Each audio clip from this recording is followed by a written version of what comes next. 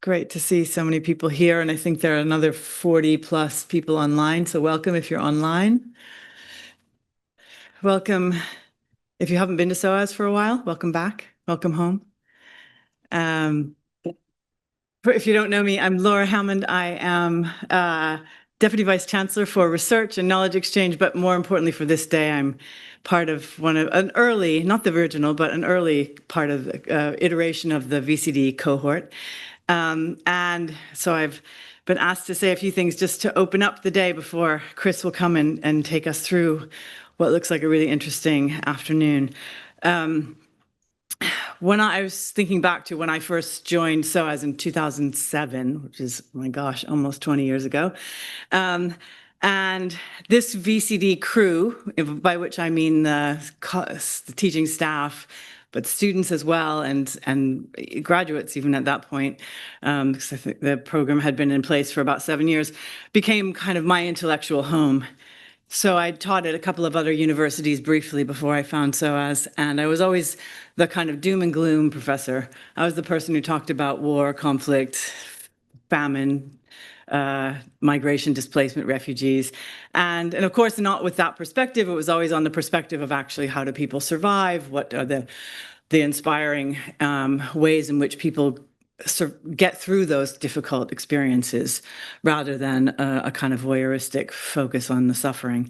But I found coming to SOAS to be really refreshing and inspiring because of the community that existed here, who were deeply committed to scholarly research, but also to action and to trying to use that research to generate positive outcomes for those who we were engaged in studying with and on.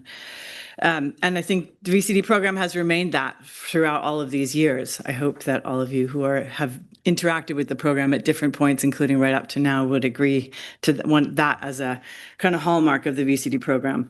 But I think there are two other things I wanted to say as I think of as hallmarks of this program that make it different from other kinds of war studies or peace studies or conflict studies programs throughout the world. And one is its strong commitment to political economy analysis.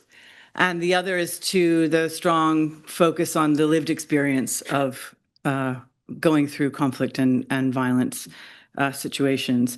And that enables us to develop rich inquiries into the dynamics of violence and conflict, which are focused both on structural, societal dynamics, as well as on the personal. And this is a perspective that's really important in today's conflicts, which we'll spend time talking and thinking about this afternoon. I wanted to give an example from some work that some of us, I see Daniel and Fukadu, who are in the room, have been involved in recently with two universities, and Chris as well, to some extent, two universities in northern Ethiopia that we are engaged with who have centers of peace and conflict research. That had been established long before the war that broke out between 2020 and 2022. But if people follow that part of the world, you may know that during that 2-year period, that region was completely cut off, really cut off from the rest of the world, even from the rest of the country. And people who'd been trained as professionals in the academic side of conflict analysis found themselves thrown into the worst kind of case study one could possibly imagine, with an estimated 100,000 people killed and another 100,000, 120,000 women raped during the course of the war.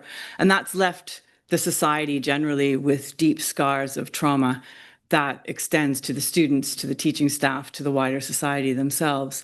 And so we've been engaged with them over the course of this year, trying to help them think about how you rebuild a program in the aftermath of this kind of a war, which is in fact not completely over yet. And where does if you've taken war to peace transitions, you'll know that the question of when war ends and peace starts is a very vexing question, and they're grappling with that right now.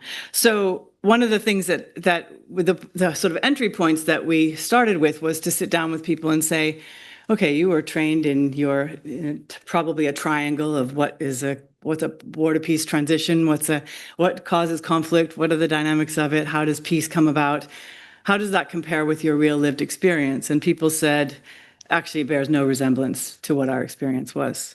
we had no idea. We had no idea that international humanitarian law would not touch us at all. We had no idea that the international humanitarian system would not touch us at all for 2 years. We had no idea that conflict was as unpredictable as it is. So we thought that conflict would be, the war would be fought in the streets of the cities, and we sent our relatives out to stay in the countrysides. And in fact, we found that the conflict was fought in the countrysides, and here we were safe in the cities while our families were outside in the countrysides. And so we are at a crisis because everything we've been taught professionally that we're supposed to now teach to our students, we think is sort of has rested on a sort of false assumption, set of false assumptions, and we don't really know how to proceed with that. And so we've been working with them over the last 6 months to try to say, well, let's start with your lived experience. What is that's the real thing that you know and that your students know, and how do you build from that to create something that is a meaningful program of training for them so that they can also both process what they've been through as well as carry that on into work either as academics or as practitioners. And I think that perspective very much comes from, like for me as my own personal involvement, and others can speak for themselves, but it comes from that two-sided kind of perspective of kind of looking at the political economy aspects of whose interests are solved or are met by the rise of conflict, the perpetuation of conflict, hopefully the resolution and the moving into peace. But as well, how do you bring lived experience into that understanding, and in fact let lived experience lead that process of understanding the realities of what conflict and violence mean. So I've found that the kinds of tools and perspectives that I've learned from being engaged in this community of the VCD community, if we like, the VCD family, has been really important and continues to be formative in the ways that in my work and in others' work that we engage with this kind of thing. And I think so that's one example from Ethiopia, but unfortunately, I think the VCD program remains more relevant than ever today. With conflicts in Gaza, Ukraine, Sudan, and many other places that often don't even get noticed. And we kind of need this dual-pronged approach to understanding these conflicts, and one, to use them to create to form practical questions that hopefully can lead to practical action. So we're in a really difficult global moment, of course. We know that aid budgets are being cut, but we also see a dangerous counter movement where military budgets are being increased and the world's most powerful actors are turning away from areas that they might once have paid attention to and are becoming more isolationist and less willing to engage with conflicts that are not seen as directly applying to them. So I hope that one of the things that we can take away from today's event is a kind of recommitment to reimagining, to remaining engaged in these difficult times with a global perspective that doesn't look away from the difficult areas and subjects. So to my colleagues, I would say thanks for your continued inspirational work in this field.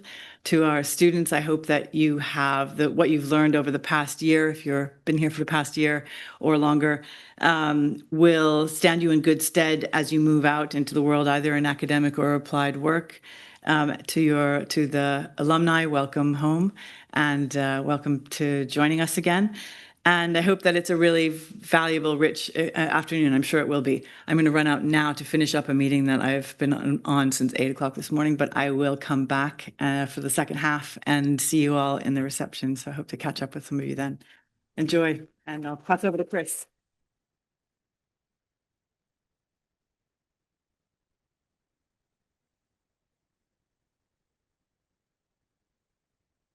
Great. Thank you very much, Laura, for that expert introduction to what we're trying to do today.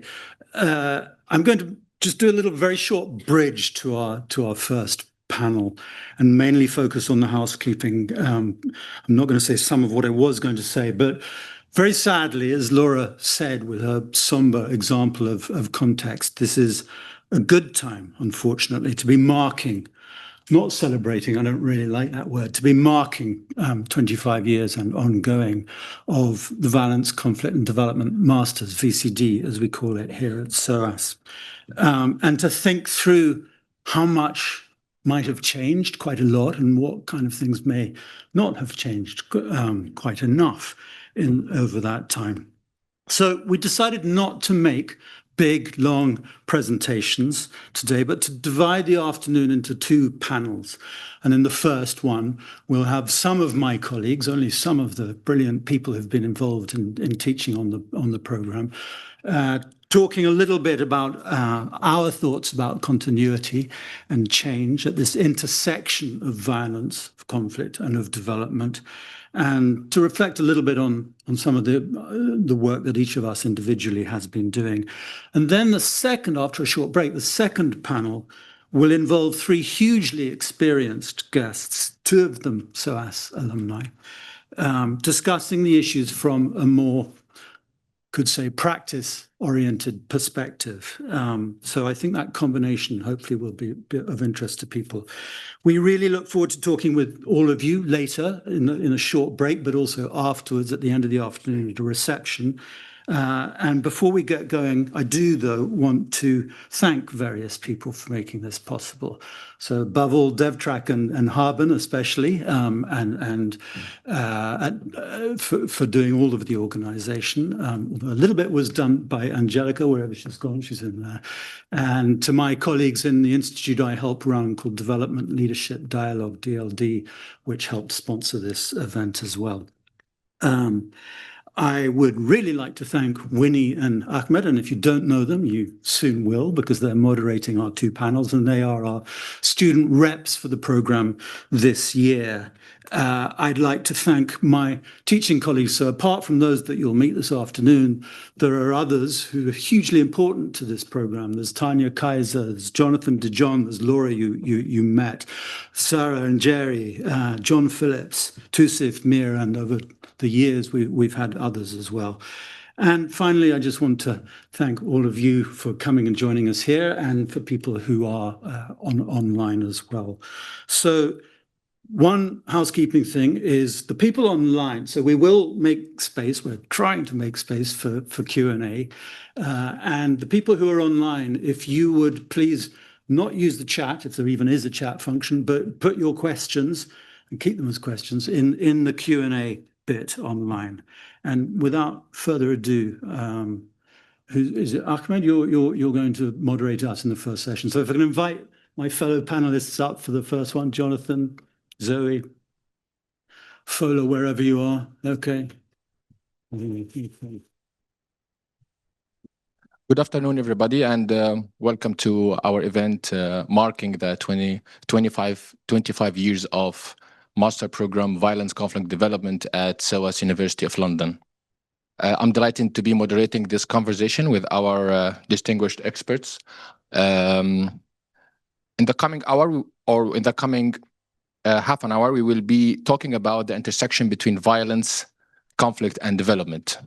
We will start by first round of questions addressing the evolution of this intersection, and then the second round we will talk about how our experts' work has evolved accordingly.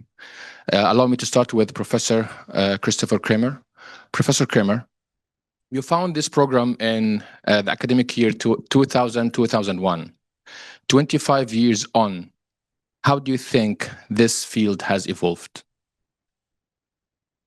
Is this on? Yeah, I think so. Thank you, Ahmed.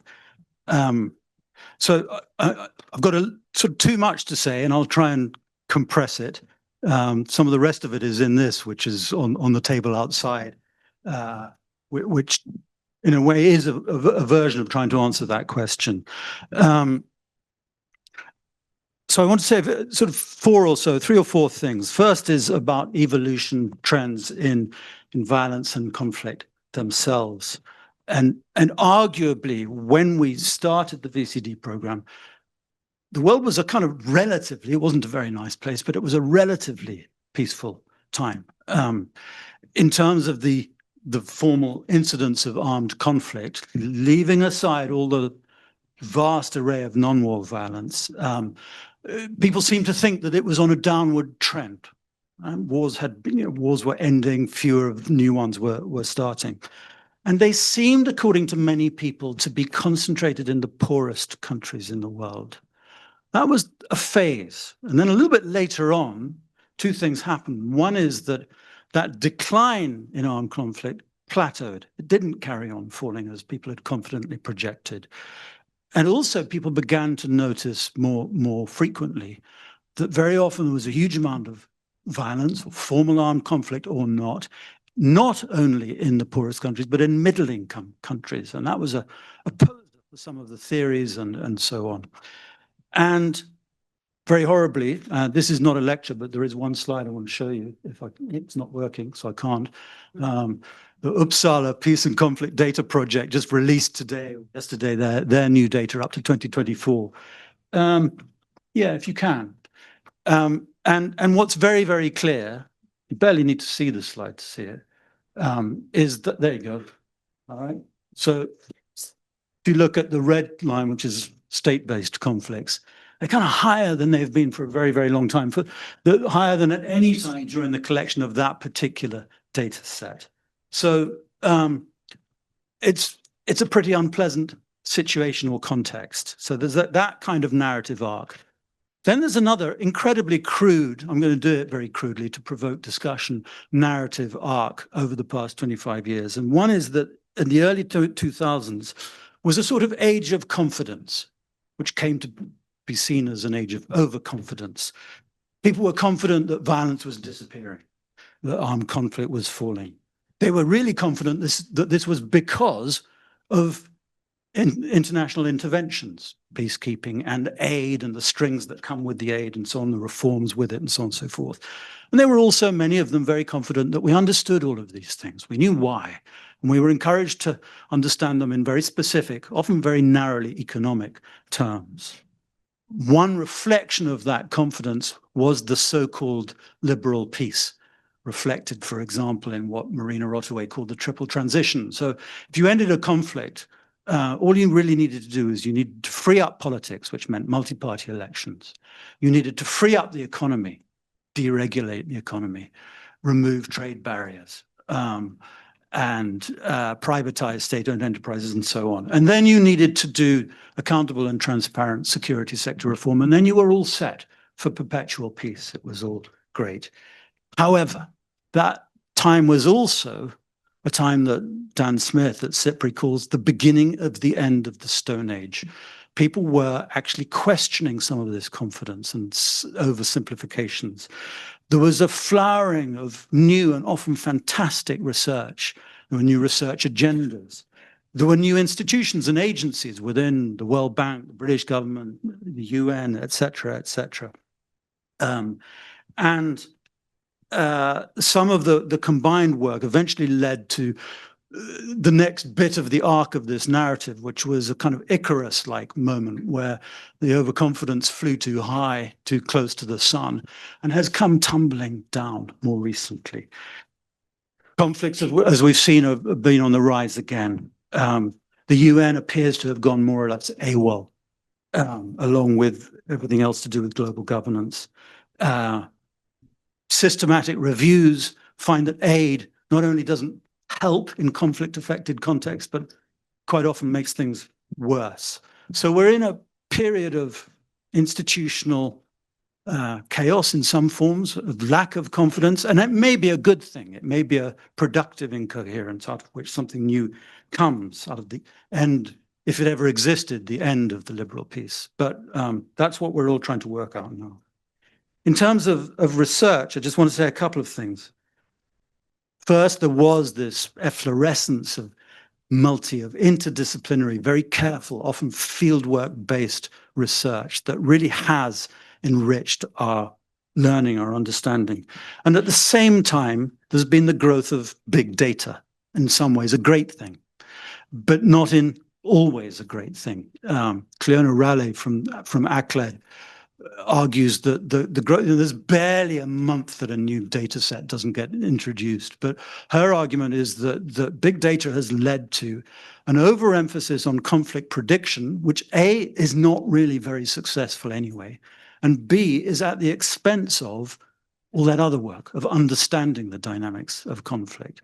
How do we work through that?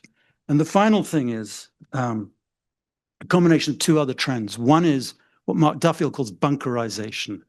There is an increasing risk aversion, both in agencies that fund research and in agencies like the World Bank, et cetera, et cetera.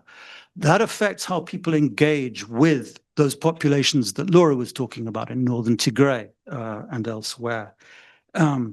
It helps, combined with technical change, create a weird sort of proximity with distance, which is something we may talk about later. And this is the final thing I want to mention for now, for my time's up, which is the importance of technical change.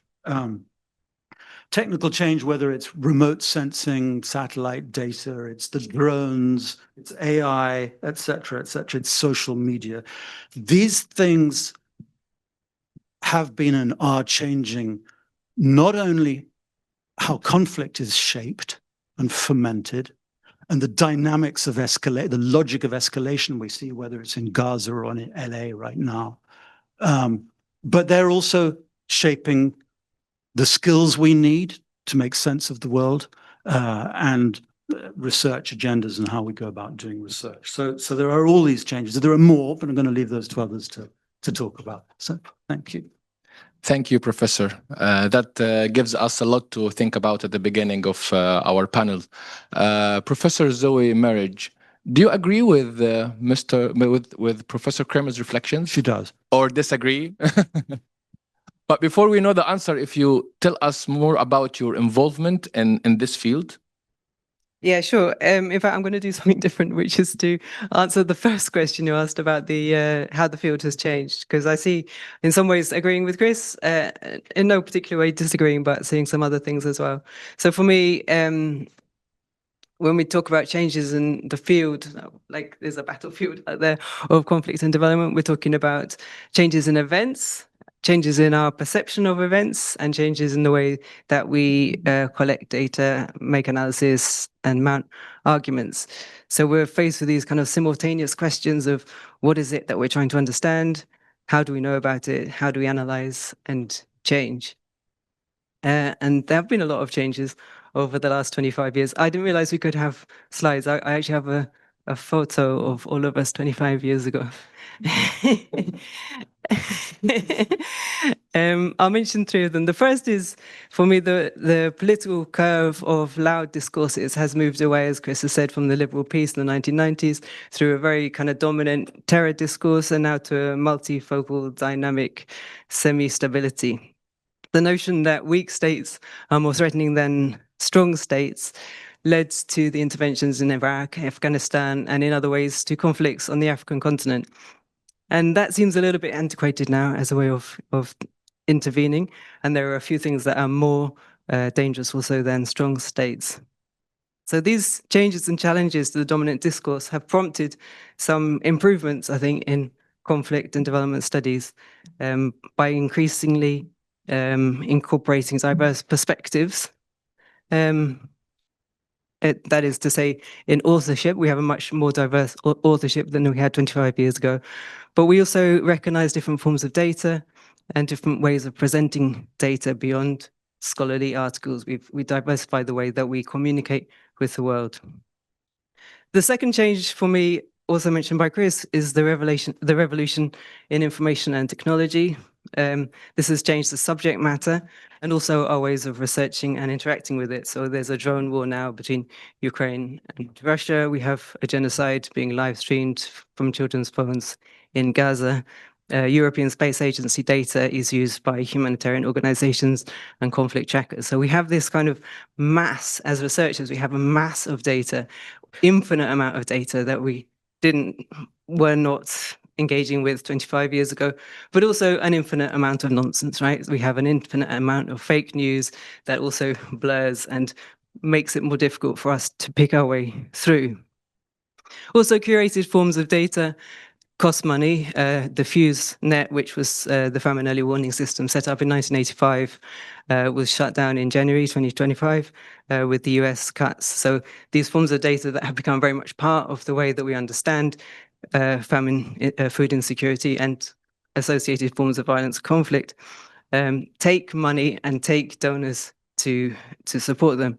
So while we have all this data, we also have restrictions on the data, we also have censorship, and which limit the voices of some people from being heard, despite the kind of massive amount of noise that we live with.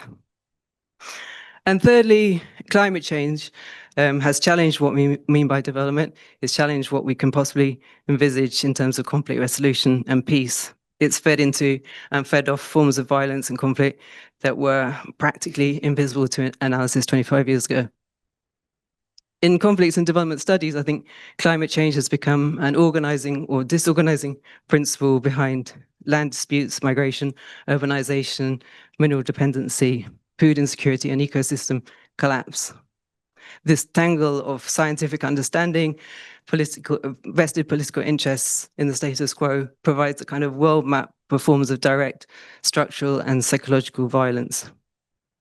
So the constant in the field of conflict and development has possibly been the why. Why do we study these things? Why do we study violence, conflict, and development?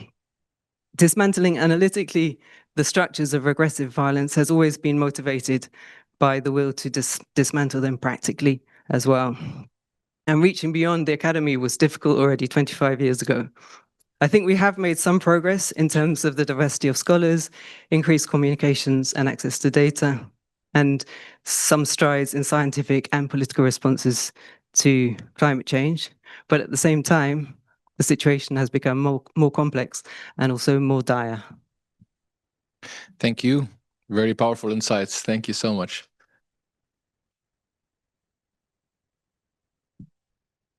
Professor Folahanmi Aina, you have been working in the intersection between conflict and development with a particular regional focus. How do you see the transformations in the field with regards also to your area of interest? Thank you very much. First of all, let me just say that I agree with everything what of them said. But, you know, so my core area of expertise is West Africa, the Lake Chad Basin region, the Sahel, and coastal West Africa. So what I would try to do is to contextualize some of the things they've said within the broader spectrum of these regional area. So something that has become of increasing concern and importance within the field of conflict, violence, and development is the role played by non-state actors and their increased use of EDTs, emerging and disruptive technologies. All right. So, for instance, only just last month, ISWAP, which is Islamic State in West Africa province, staged an attack on a military base in northeastern Nigeria, and they used 4 drones, weaponized, you know, with heavy payloads that literally attacked these bases with 4 drones at the same time. We've also seen ISWAP, for instance, use AI in their preachings. When they preach in mosques, they use AI, and they also use it for propaganda as well. Also, ISWAP, still on ISWAP, ISWAP has also increasingly begun to use cryptocurrencies to expand their funding range. So you can see how EDTs, you know, is beginning to change the dynamics on the increasing role and advantage that some of these non-state actors have, which has in many ways enabled them to expand, you know, their reach. And we've seen this also across the Sahel region. We've seen this also with Jenin, which as of now has over 6,000 fighters operating within Mali, you know, and so there are lots of things to be worried about, but particularly for me, I think it's important to pay more attention to the role of EDTs and how it is empowering, you know, non-state actors to make them really formidable. And then a second thing, which we've seen begin to happen right now, is the continued erosion of democracy. Okay, we've seen democratic relapse across, you know, war-torn regions. So for instance, we've seen Mali, Burkina Faso, Niger, you know, we've seen the militaries in these states take over power. And the reason why they've done this is simply because they've argued that the civilian authorities aren't able to protect people. And so they have tried to come in, you know, as a viable alternative, is suspending the constitution and trying to make sure that they, you know, offer an alternative. But the problem is the guys in uniform aren't necessarily trained in macroeconomics or public management or public administration, right? And so the data shows that insecurity has worsened. rather than improved. And that in many ways affects state-society relations in the long term, and then thirdly, something we're also beginning to see, which I think is what paying a lot of attention to, is the increasing role of middle powers in war-torn settings. Okay, so when you think about the Sahel, again, going back to the Sahel, we've seen countries like Russia, China, increasingly asserting, their influence as viable alternatives to the West. Okay, we've seen Russia use PMCs. Wagner only just recently, the Wagner Group announced that they were leaving and they're going to be replaced by Africa Corps. And only recently I was interviewed and asked what I thought about that. And I said it's simply part of a broader strategy, because Russia is simply saying, if you have complained about Wagner Group for excessive killings, extrajudicial killings, and all of this, no problem. We'll get them out of the way and we'll replace them with a bit formal structure, the Africa Corps. So in other words, we're still the good guys. You don't have to go back to the West. We can still get the job done. All right. And we've seen other players like Turkey, who have increasingly weaponized peace and security in the region. They're providing drones to authoritarian states, basically saying, don't worry about what the people think about you.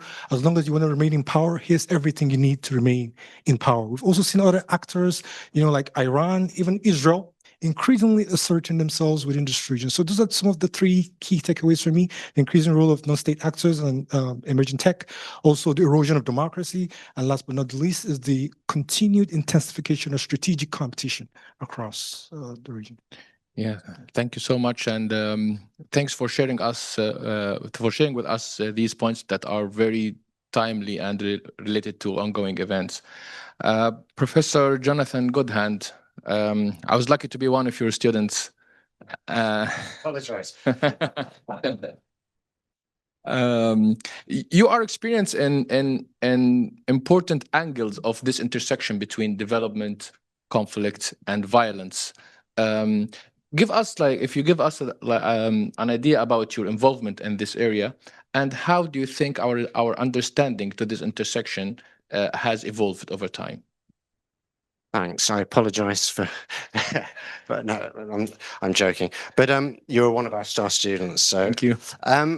So I'm going to give a bit of a personal take on one aspect of the work that's been very central to VCD, and that's around war economies. It's a theme that all of us have worked on in some shape or form, and it's also about our personal journey as well. Because for me, my interest in this goes back to the heydays of the liberal peace, when I was a relatively young PhD student doing work in Afghanistan in the 1990s, and I was reading New Wars, Mary Kaldor, Paul Collier, on rational actual models about resource wars and so on. And I was in Badakhshan, that Orzala knows very well, in the kind of remote borderland region of Afghanistan, asking people questions about how they had survived and how their livelihoods had changed during the protracted conflict. And all around me, there are fields of poppy. And it became, I didn't go into this research to study poppy, but you couldn't ignore it because it was central how people lived, how they survived, and in some cases how they prospered. And you only had to look around how it wasn't wheat fields, it was now poppy growing in these villages. People were investing in consumer goods, they were buying motorbikes, they were sending their sons to madrasas in Karachi. It was central to how the money markets worked in the district centre. And it was completely different from the kind of things that Paul Collier was writing about. You know, this was a transformation going on in society that was central to people's coping strategies and also led to investments in what we might call actually existing development. And so, yeah, of course, there was a war economy. I mentioned to this. Of course, rebel groups were taxing this. It was a tax base of the for their militias and so on. But it's also part of the coping strategy, and it was part of the process of investment. And that, you know, thinking about that and the work of colleagues as well who are writing about war economies has led to a far more interesting and complex story about war economies, their distributed consequences, their transformational effects, that they're not just about breakdown, they're about the emergence of new forms of order. And you know, particularly Chris's work, which has showed this is part of a longer term trajectory of development. And Haijun Chang, who's here now, talks about how kicking, the policy prescriptions associated with neoliberalism essentially kicked away the ladder. In some ways, illicit economies, war economies have created a new kind of a ladder for political elites in some of these countries, and leading to processes of investment and development. Brutal, not nice development, but it's happening. So I think this literature has stood the test of time. We've taught it throughout the course, and it's still relevant. It's still important, but I think it's also changing. And so I just want to talk a little bit about how it may be changing. And I think one of the things that is very interesting about the more recent literature is asking the question, well, how are war economies related to peace economies? How are these processes out there linked to process development and investment here, wherever the here is, but in the industrialized countries? And there's a temporal dimension to this and a spatial dimension. Temporally, Chris's graph here shows the rising number of conflicts. If you look at that graph from 1990, there was actually an increased going down of conflict up until about 2010 or so, I think. So a lot of wars are coming to an end, and academics are asking, well, how do war economies become peace economies? What are these war to peace transition processes that are going on? And so leading to interesting questions about, this is not a smooth transition, looking at post-war Colombia, for instance, criminalized war economy in many ways has become a criminalized peace economy. Coca production increased after the signing of the 2016 Accords, high levels of violence. So these are very kind of messy transitions associated with high levels often of disorder, and also criminalization and growing prevalence of organized crime. And so war economy tools help us to think about and understand these processes. And if you look at where illegality is centered, where violence is centered, it's often in rapidly developing middle-income countries where there's rapid urbanization, Latin America and so on. So I think these tools of war economy thinking and frameworks have helped us to think beyond the zones of war, to think about the zones of peace or fragile peace.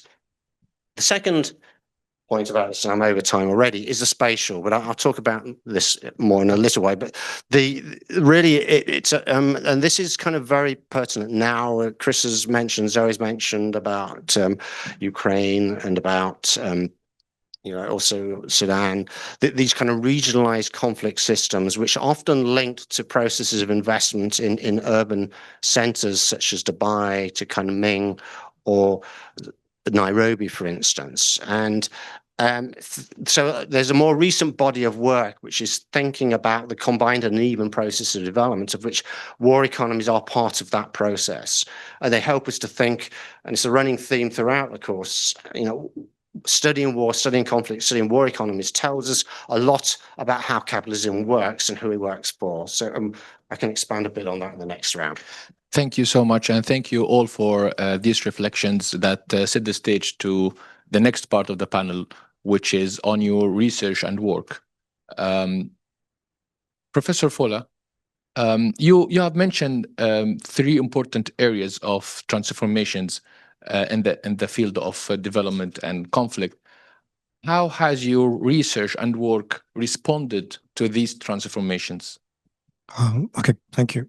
So a lot of focus on my work right now tries to consider some of the implications, of these changes and how they result in certain outcomes, within the region. So, for instance, some of the papers I have worked on in recent times have sought to look at, the effect of these changes on state-society relations, how they affect the ability of the state to be able to deliver, on its core mandates of providing security provisioning for citizens, and how citizens are able to respond, positively, to some of these changes. And then also something of increasing concern for me, which I have begun to pay more attention to, is the prescription regimes as a tool used by states. So a very practical example is in Nigeria, which is also in the Sahel region.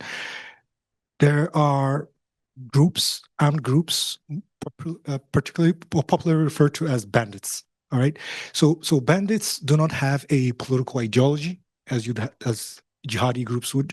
They're mostly driven by economic opportunism. So kidnappings for ransom, castle rustling and all that stuff. And then as part of the state's response to these criminal acts, the states across the region have been very quick to proscribe these groups as terrorist groups. Now, the problem with this is when you proscribe an armed group, as a terrorist group, you are invariably implying that they have a political ideology. All right. And what that does is two things, basically. It says, okay, we have a problem now in our country, so we need external actors to fund a campaign, which most of the time would be militarily driven on the one hand, and then on the other hand, by proscribing these groups, you also give them or put them in a position to say, hey, you know what? The government has called us terrorists. So you, the known terrorists, Al-Qaeda, ISIS, we need you guys to partner with us. So they become expanded. All right. And so what we're seeing, is already taking place across the region on the one hand. And again, this is something as of becoming of increased interest to me. And just to summarize, lastly, something else that I've also begun to pay more attention to in my research is the fact that for some strange reason, there seems to be a heavy emphasis within the field, particularly in fragile settings, of the over-reliance on military solutions to solving some of these conflicts at the expense of addressing underlying root causes like socioeconomic problems, poverty, inequality, unemployment, political problems like marginalization, weak institutions, poor governance, but rather there's a heavy emphasis on military solutions. We saw this with France before they exited from the Sahel. We saw this with the US. We're seeing this again now with Russia's tactics, with Wagner or Africa Corps, whatever nomenclature they're using. It's the same process.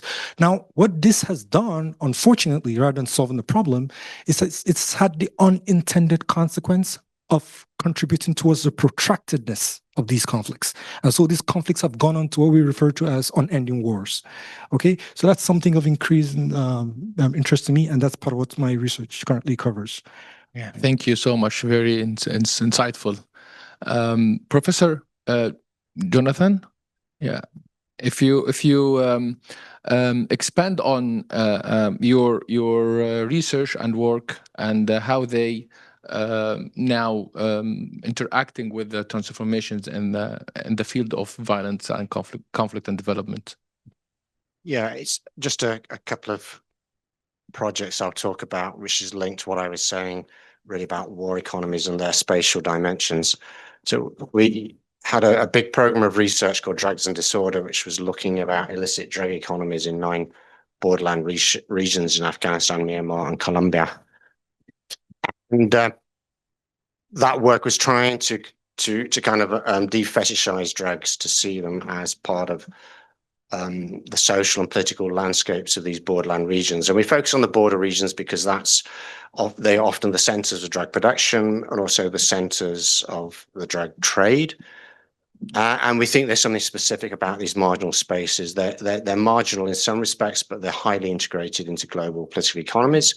And the spaces of very rapid change and innovation and experimentation. So, they're not places that have been left behind. So that we conducted that research, and then we created a centre called CBAD, the Centre for the Study of Illicit Economies of Violence and Development. And we've started a new program of work, which is trying to trace the links between these so-called unruly borderlands and metropolitan centres. And because our hypothesis is that from the perspective of the metropole, these spaces are less problems to be solved than opportunities to be exploited.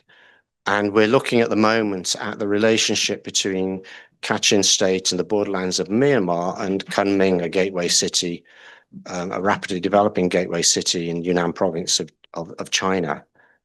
And we're trying to track the flows of capital, commodities, and people from these border regions into the investments in the housing markets and developments in Kunming, which of course is incredibly difficult to do. And we're looking at 3 kind of case studies. One is rare earth mining, which is funding China's green energy transition and leaves these landscapes of ruination in its wake. But it helps China in terms of its green energy transition goals. We're looking at illicit drug economies, where the margins, this area is a center of methamphetamine and opium production, creating capital that's invested elsewhere. And thirdly, we're looking at scam centres, which links to what we've been talking about, is technological change. These are kind of compounds in which new technologies are trialed, blockchain and cryptocurrency and so on to scam. Firstly, it was focusing on the Chinese markets, on people in China, around romantic kind of relationships and tempting people in and then and extracting money. And then it was kind of business propositions and increasingly pivoting towards the US. And what with this is another example of how these border regions are highly connected, but also areas of innovation, technological innovation and change. And so what we're trying to do is to think about what we call the process of adverse incorporation, how these marginal regions are linked to centers of power, and there's a symbiotic relationship between them. It was said in the era of slavery that behind Manchester stood Mississippi, and perhaps behind these gateway cities stand these unruly hinterlands, which are feeding these processes of rapid development. So it complicates this idea of what is a war economy, what is a peace economy. And it also helps us to think about the distributive impacts of these processes. Thank you so much. Very significant response to the transformations in the field. Professor Zoe, you have been approaching the field from different and interesting perspectives. How has the evolution of this field informed your research and work?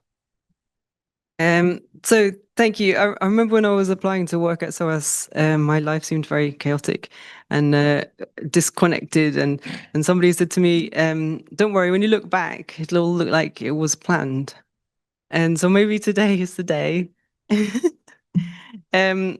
My work on war and emergency assistance, which was actually my PhD initially, and then the work on security and formal peace in Congo were both shaped by debates at the time. My first book was about professionalization of NGOs and the crippling lack of accountability that they have, particularly in situations of armed conflict.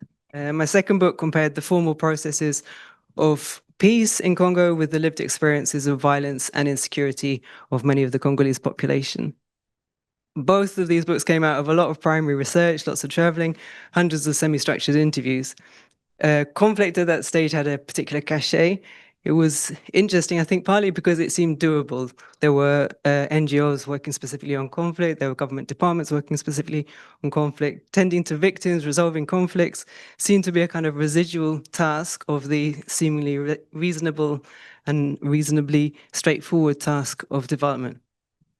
Then came what seems like a bit of a break for me as I moved to work on the Afro-Brazilian art form of capoeira. But actually my work on capoeira followed directly from the conclusions of the Congo book, which was the problematization of who controlled the narrative, whose priorities were shaping the security agenda, and looking for an escape from narratives of deficit.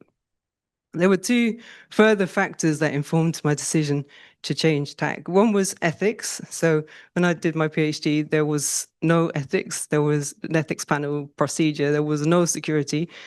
Let's say there was no security, that procedure or security. Researching in conflict zones is fraught. And after a while, I felt very uncomfortable with it. I was able to have respectful, what I consider to be respectful collegial relationships with Congolese people, both in Congo and in the UK. But I was always troubled by this question that I was asked constantly, what is in this for me, for the people who I was talking to? The second factor was connected, which is that who was I writing for and talking to? I was invited to lots of universities, NGOs, government departments to talk about my work. But I was presenting a radical critique, not a reform agenda. And people were listening to some extent, but were not in a position or able to change key aspects of the situation. So the research process that I had kind of envisaged as being amplifying the voices of people who cannot be heard in order to inform evidence-based policy was becoming increasingly less convincing to me. Intellectually, the Capoeira book was a real struggle, I have to say, bringing together this non-verbal narrative of history, community, and security with some pretty hard-nosed security texts. But it opened up a whole new perspective for me on representation and aesthetics, and the very lively acts of resistance and survival that people practice well below the radar of formal politics and security. And these inquiries into representation are the more significant now in our aesthetic rich age of information. So examining the way that things are represented made me wonder how I'd ever taken anything at face value. I'm now taking this forward in a study of other art forms in northeastern Brazil, recognizing the struggle, the resilience, the assertion of identity and self as part of lots of cultural and artistic expressions. I've also started to recognize that groups and partnerships provide a platform for coming together and also for debate and difference, making them significant to forging local level priorities on survival and security. So as a couple of examples, I've been working with a children's capoeira group in the periphery of Pernambuco, where the teacher confronts the racism and misogyny that is the lived experience of the children who are learning capoeira. These kids have extremely violent lives. They absorb those norms and reproduce them amongst themselves. And so examining the group's dynamics in detail, you can see how violence operates and how it's reproduced, and also how it can be confronted by other forms of teaching.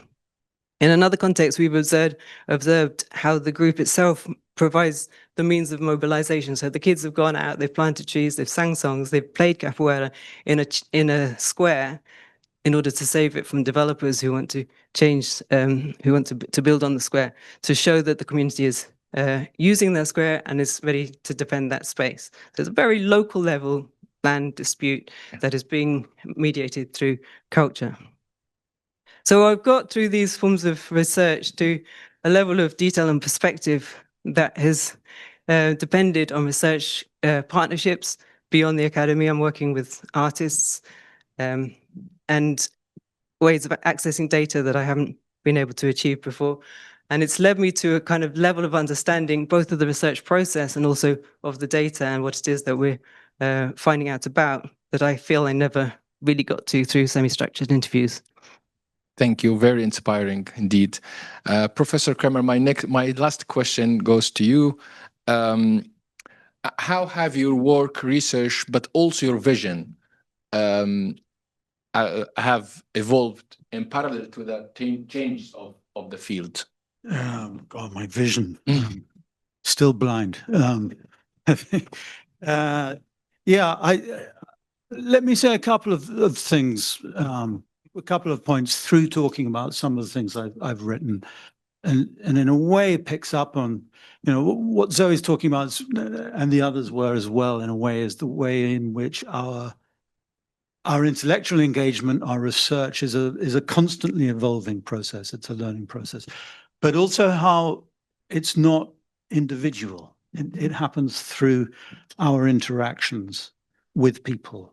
And that includes, you know, refreshing, refining, testing our ideas, getting new ideas, thinking through methods, through our interactions with students, through our interactions with each other, with colleagues, but also outside SOAS as well. And so in this thing, this overview paper that I wrote, that shows through in two ways, I think. And one is I did it for initially a symposium to honor a very great researcher in Norway, Astrid Sørke, and Jonathan was involved in that too. And you know, it's very important to kind of remember these influences on us, people who've also been struggling with these same issues for a long time.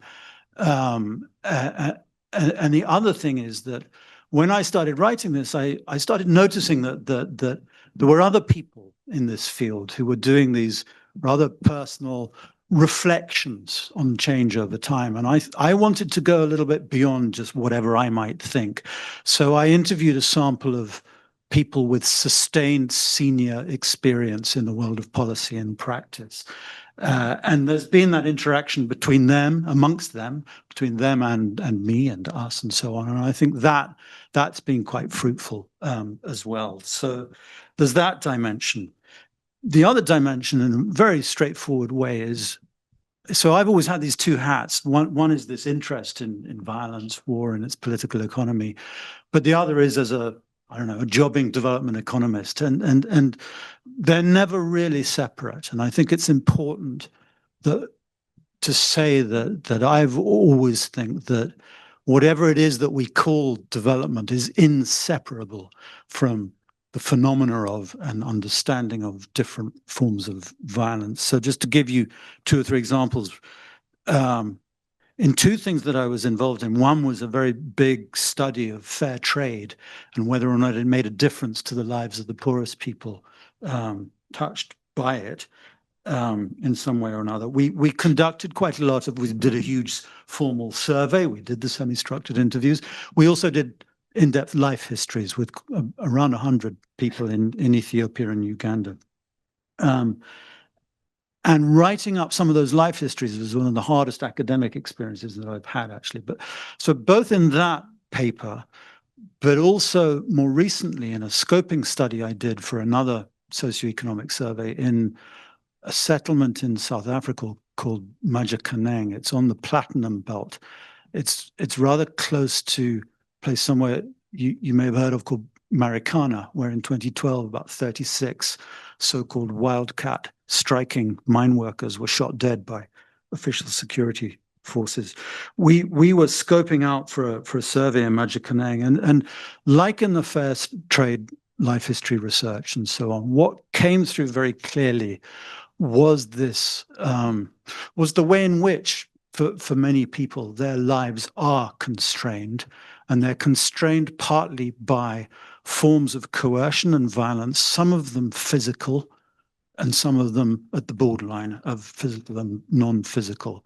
And I'm talking primarily about gendered violence, but also racial and structural and so on. And so I've sought to kind of push that work and include it. And I think a lot of development economics doesn't quite pay enough attention to these things. And the final point is that I last year did a paper for a conference celebrating the 70th anniversary, I think it was, of a very famous model in development economics called the Lewis model, 1954. So the St. Lucian economist W. Arthur Lewis had this model of economic development with unlimited supplies of labor. And together with my very close friend and colleague, John Sender, we wrote a piece on this. And there was one side of we said, look, this is an enduringly brilliant model, but it has a couple of problems. And one of them I won't bore you with. It's to do with how you classify economic activities. But the other is, so Lewis was talking about the shift of labor, the transfer of labor from a low productivity, non-capitalist sector to economic activities that were higher productivity and they were capitalist and so on. And that this was this was at the heart of the dynamic of capitalist development. But we argue that that model treated that transfer of labor from the non-capitalist to the capitalist sector, from low productivity to higher productivity activities, as automatic, as friction-free. And the closer that you look historically or through all of our research, the more you come to realize how it is regulated and mediated by force. And I'll stop there. Thank you so much. Now we'll open the floor for, sadly, a short Q&A session. I encourage our online audience to put their questions in the Q&A chat box. So any questions? Okay. There's one there. Atif has one. Yeah. And then The gentleman here. Thank you, everybody. Thank you. I've got a question for Chris. Well, anyone really, but I think it's more relevant for Chris. I was one of the pilots. There was only 16 of us, actually, 25 years ago, on the original VCD course. And it was quite an intrepid course. I mean, we were looking, and Chris will rightly remember teaching us about civil war is not a stupid thing.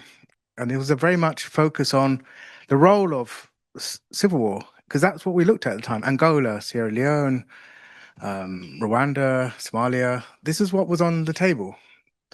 I myself was very late in getting my work in, and I got an extension for my dissertation. And it was on, this sense of old wars and new wars, or trying to understand that. But I handed my paper in on 2001 on September the 11th. And very much I went to the bar and saw my paper was out of date about 20 minutes after handing it in. And it really did take me to the reality of what we were studying and how fast it is, in the light of the Cold War, and this very much what changes what we study and why we studied it, particularly our team, particularly our group. And yet we never saw that, nor could we have done. It would be weird if we did. But I wondered if I had a time with Chris after, and we didn't because we all went off after that, it would very much have been asked this question, which is, we totally were caught off guard, right? And we totally saw that everything we were studying was suddenly going to be about regime change in the most overt way, rather than covert in the past, the most overt way. So I guess what I'm asking is, how much did that, to his mind, change the curriculum of everything we studied? Thank you. And please make your question short and concise. Very concise. Following from there, you have all discussed how research methodologies have changed over the past 25 years, and the institutional risk aversion to sending students to war zones or yourself. What are some of the ways in which your teaching has been affected by this, and what are the workarounds for students going to do studies in active conflict? Should we take one? Maybe a question from our online audience. Yeah. Jessica?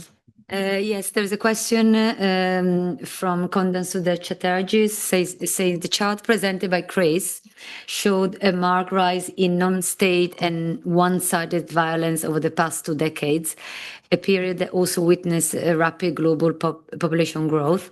How should demographic factors such as youth population growth and increasing pressure on basic services be integrated into VCD analysis and policy design? How might future research and programming better account for these dynamics? And what might more effective conflict prevention look like in this context? Thank you. Yeah. Wow. It's a bit long. Over to you. They're all really good and impossible to answer. But thank you. Chief, I mean, that's really interesting what you say about the timing of your dissertation, and in one sense, I think this is a constant feature. A lot of social scientists do get rather confident that they know what's coming next, and they're constantly missing a riddle. Right?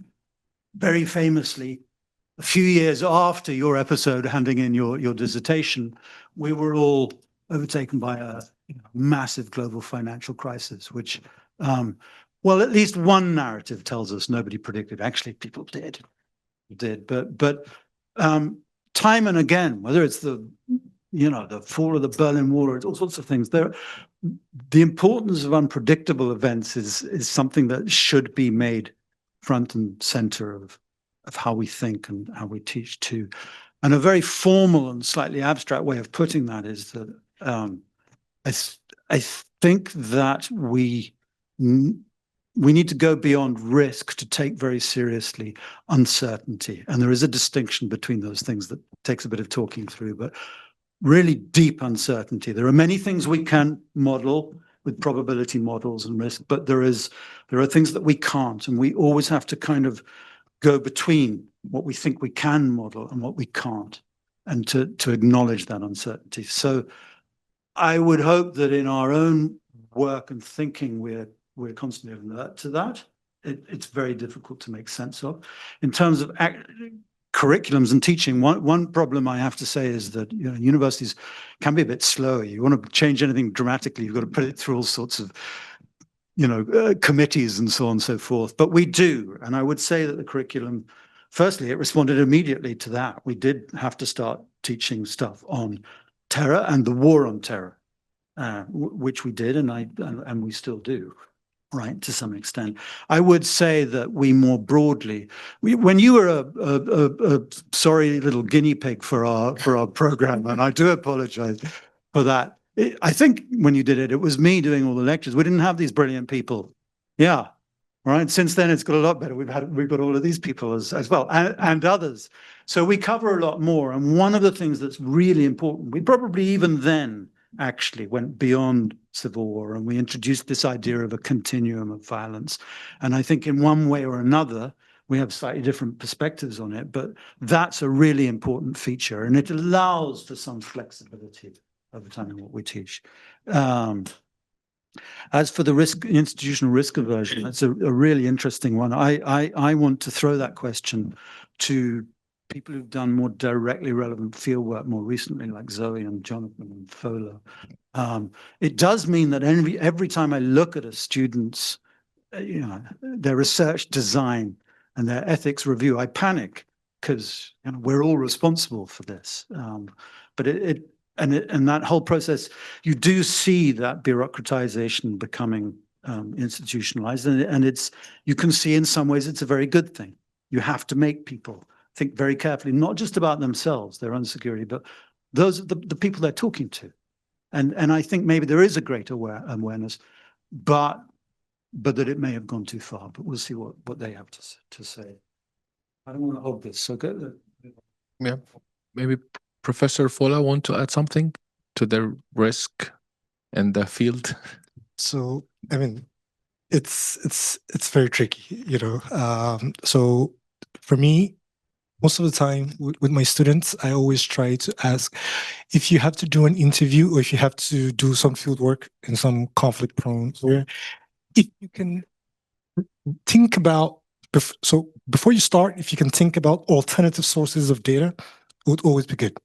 Because there's always no guarantee, that even if you get the ethical clearance, you would eventually still get the data. So there's so many other things to take into cognizance. So for instance, when you're interviewing people who have been victims of violence, there's something called the do no harm. I'm sure you already know what this is.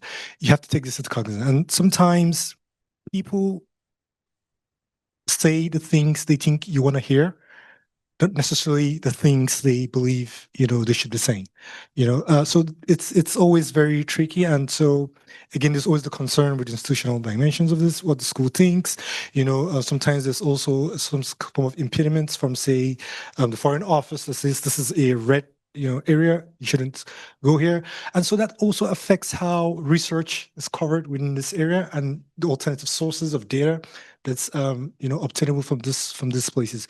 But something I found increasingly useful as an alternative to this impediments is the reliance on broad conflict databases like ACLED or Orzala, just to help augment the fact that sometimes it may not always be very easy to go out to the field and endanger, yourself or your students simply because they're trying to conduct research.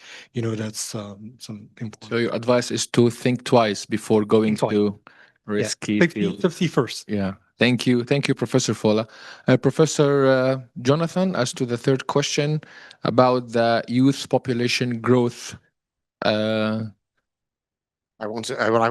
can't not say something about the research ethics security. Sorry. I mean, we were doing 4 years of research in some very, on drugs. So on a very sensitive issue in conflict affected border regions. And I should say that I think SOAS is really, he's very good on this compared to some of the colleagues in other universities where it's almost like if FCDO says you can't go there, forget it. Whereas SOAS it takes each case individually, and you have to go through an ethics panel and you have to show due diligence. But one of the problems with the professionalization of these kinds of checklists is, you got to think about who's being protected here. It's the institution and not the researchers. And also, one of the iniquitous things about this is often you get a process of risk transfer. Okay, we can't go, but people who are living in these countries, they can go out and do the work for us.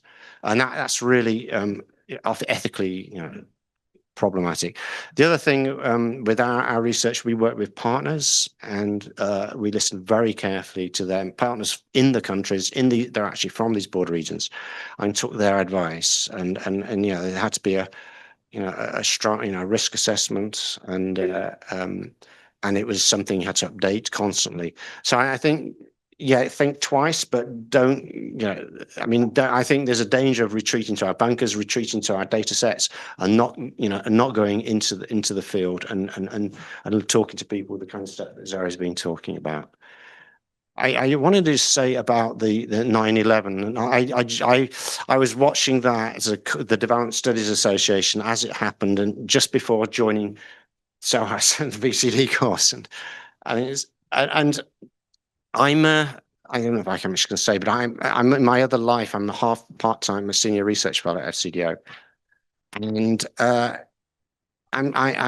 you're constantly hearing how the world has just radically changed now, and the return of geopolitics, the death of the liberal peace, and the return of hard security, and I can see the reheating of a lot of old models coming from the Cold War about deterrence, about state security, forgetting all the stuff that we've been looking at over the last 30 years.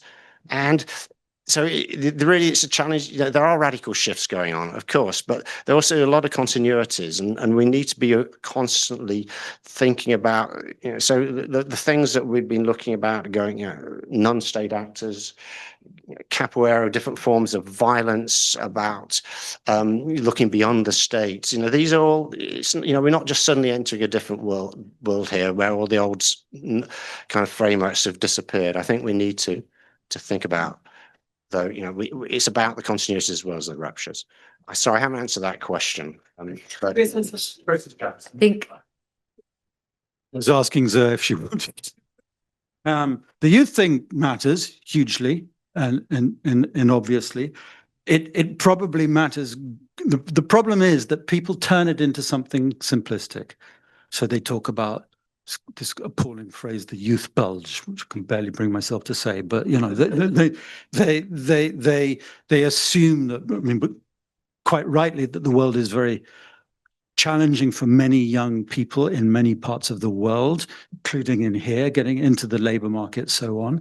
But then they read off from that and they say, oh, well, there are unemployed young people. Well, they're the difficult ones. They cause trouble, and there'll be more violence. So it's a really important thing that we have to think about, but one has to be terribly careful not to read off these terribly formulaic, simplistic ideas that because people are young, male, and don't have a great job, they're going to go around hitting people and killing them, and so on. And it really, for the majority of those young people, is not the case. So I do think the demography thing is an issue, certain parts of the world particularly, but and actually it's kind of, in a funny way, it's possibly sort of faded from view in this field and needs, along with climate change, to be given rather a lot more attention. But I hope we can, in doing that, just as with climate change, we are kind of trying to return to, but reinvigorate and do more in a more grown-up way, a debate that was too simplistic around environmental degradation and violence.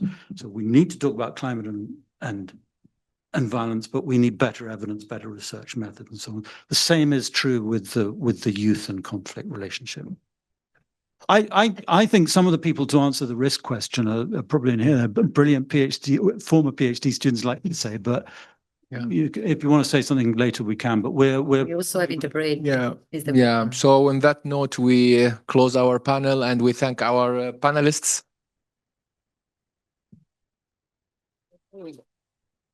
Thank you all. We will have coffee break in the room next to this room, and we will reconvene in 15 minutes. In 15 minutes. Very quick. Thank you all. Okay, thank you so much, everyone, for being here. To start off, my name is Winnie Lohof. I am a violence, conflict, and development student here at SOAS, and I am also one of the student reps this year with Ahmed. Hi, Ahmed. So to start off, I just want to thank everyone for being here. This panel, we are going to be talking with some fantastic practitioners in the world of violence, conflict, development, supporting other people. That's what we like to do here. So today we'll start off with questions regarding each person's personal journey, and then move into the knowledge and skills that they have found useful working in and adapting to a changing world. For some quick housekeeping for our online audience, please put any questions that you may have into the Q&A box. We will try to answer as many questions as we can. First, we will have some prepared questions for the panel, and then we will move into a open Q&A session with all of you. So to start off, fantastic. I want to introduce our panel. So first we have Dr. Orzala Nemat. She is the founder and director of the Development Research Group. She is also a SOAS alum. Next we have Robert Barclay. He is the senior conflict advisor with FCDO, and he is also a violence, conflict, and development alum. And then finally, we have Geraldine O'Callagan, who is the director of World Food Program and their global office. Thank you so much for being here, you all. So just to start, I will have you each please introduce yourselves a little bit more in depth and tell us about your career trajectory up until the present. Whoever was there. Oh, sorry. So first of all, good evening. Thank you, all of you. Thank you for organizing this excellent panel. And it's a great honor and pleasure always for me to come to my, what I call it, Laura, you call it intellectual home. And I always say that this is definitely my home at the moment as well. So I'm Orzala Nemat. I'm from Afghanistan. I was, my career in development practice has the same age of VCD program. I started late 1990s as a young grassroots women organization leader, and I continued my career and explored different aspects of development practice. From the grassroots providing of humanitarian services to shelters for women victims of violence and advocacy and the legal reform processes, everything around that.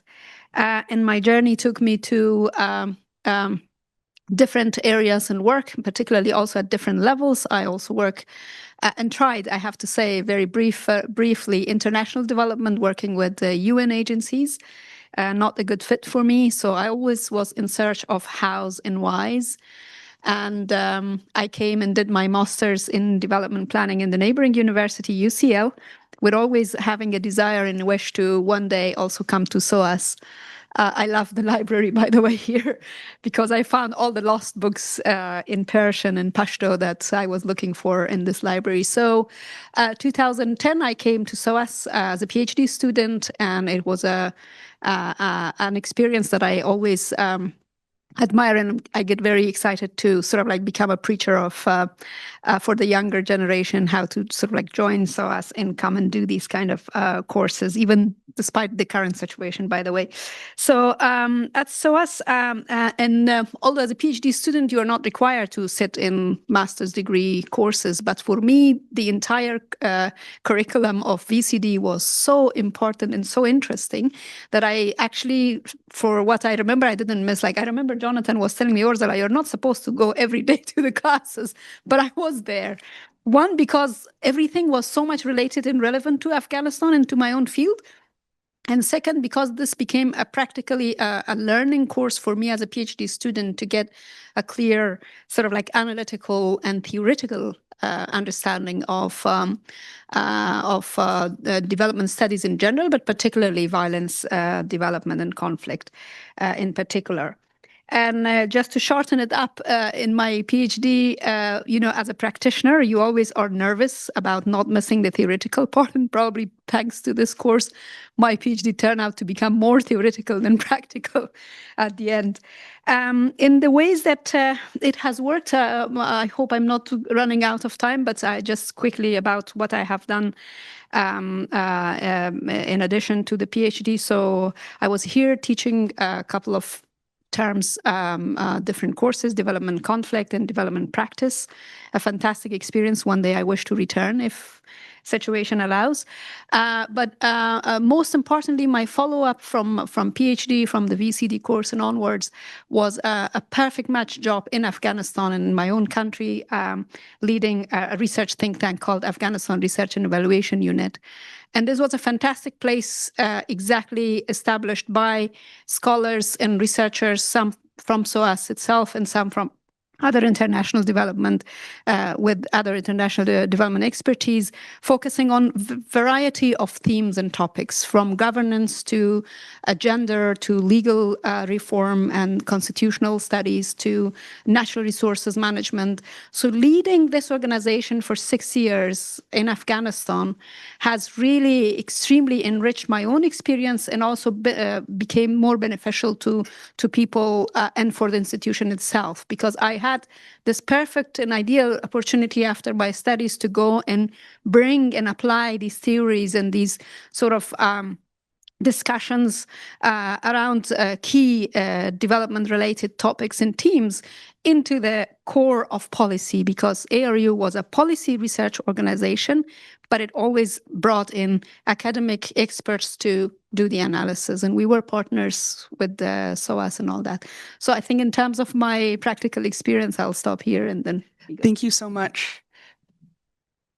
Please. Well, thanks very much for the invite to come back home. It's a real honor to be here, and it's a real honor to be sharing a platform with such distinguished colleagues. I was reflecting, I think I was the VCD cohort of 2009 and 10, which corresponds with that, referring to the graph shown previously, that corresponds to the exact point at which violence trends start to go upwards. And that, unfortunately, has been a bit of a theme of my career. Perhaps it's just because it spans that period. And then I was also reflecting, I mean, Jonathan, your contact book must be fairly slim of the VCD alumni, because there are so many alumni that I can think of off the top of my head, or maybe they're so busy in the actually out there saving the world. But I was just reflecting that I've been privileged to work with so many VCD alumni in my career in many different fora. In some of the most unexpected places, even in the World Bank, for example. But yeah, just reflecting on my career, I think I've got a background that Severine Ortesser would kind of recognize as a career in peace land, in the sense that I have done a number of different postings in conflict-affected places, often in capitals, sadly, and often under real restrictions as to who I can speak to and under what circumstances. But my career sort of before VCD, I was volunteering with the organisation Mercy Corps in the European headquarters up in Edinburgh, where I did my undergraduate degree. And in fact, I remember there was a real debate about whether I was going to come to SOAS and do VCD, or should I stay and work with Mercy Corps and do sort of more volunteering, more practical experience. In the end, I ended up doing both. After VCD, I went back to Mercy Corps and worked there in their headquarters. And I was so desperate for an overseas posting, or for a job somewhere in one of the Mercy Corps offices. Anyway, I ended up moving to Kenya, working for Oxfam, and gradually over time began in that NGO experience, really kind of focusing on issues of conflict and peace building, working with conflict-affected communities. That work led me to taking on a regional position in the British High Commission, actually in Kenya, bizarrely a kind of locally employed position, but working on a regional conflicts program, and then really kind of narrowing down that specialism into peace building. I came back to the UK and started working with International Alert, where I then moved to Myanmar, set up a Myanmar country office, and became part of what was known as the Peace Industrial Complex in Myanmar. And after after about a decade, I guess, at this point of chasing donor funding, I decided that that was enough and I wanted to come and work for the other side. And so then after joining the donors, discovered I've now been through, I think this is my third round of aid cuts that I've kind of been tangentially part of. Not my fault, I would stress that, I hasten to add, not my decision. But I joined I joined what was then DFID as a conflict advisor in 2018. Had the real privilege of going to Afghanistan, spending a couple of years in Kabul, and then most recently I was the conflict advisor in Lebanon, and now I'm working in our Middle East and North Africa Directorate in London. So yeah, I hope that that's given me a bit, that has certainly, I feel, given me a really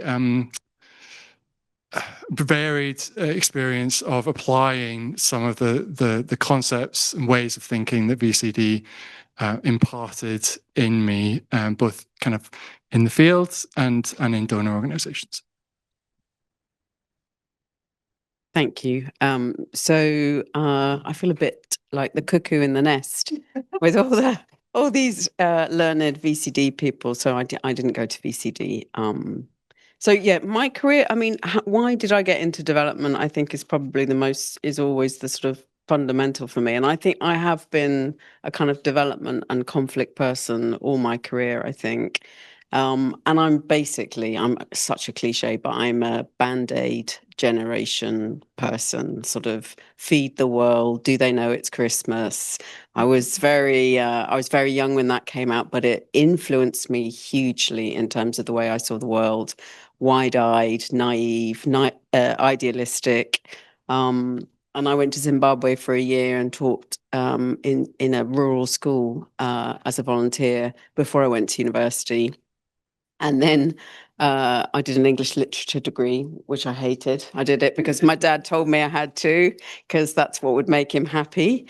So that was my undergraduate degree. And then I found, when I just really didn't know what I was going to do with myself, I found a development master's. And I thought, oh my God, I can't believe that you can do a master's in development. I thought you could just study the things that you did in your A-levels, really. That's kind of how I understood it, from a kind of working class family from a town in the south of England. So I did a development master's, and it was definitely my passion to go and work overseas. I was dreaming of going back to Africa. That was my sort of dream. Slightly white savior, I admit it. Hold my hand up.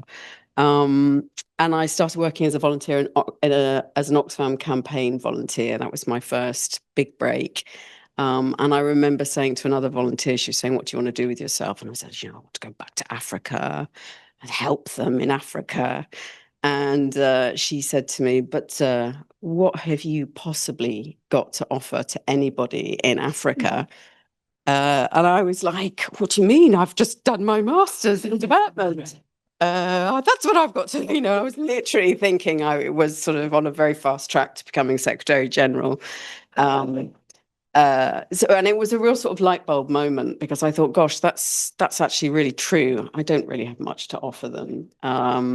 And actually, the thing that I was working on at the time as a volunteer, and then actually as an Oxfam employee, was the Rwanda genocide. So that was the first thing I got to work on. And that was a real, I'd done a lot of work on the kind of pathways for development. And then you suddenly see something like that, a huge, dramatic, violent event, and it sort of sets development back. So it really kind of focused my interests and my passions more down on sort of conflict and security.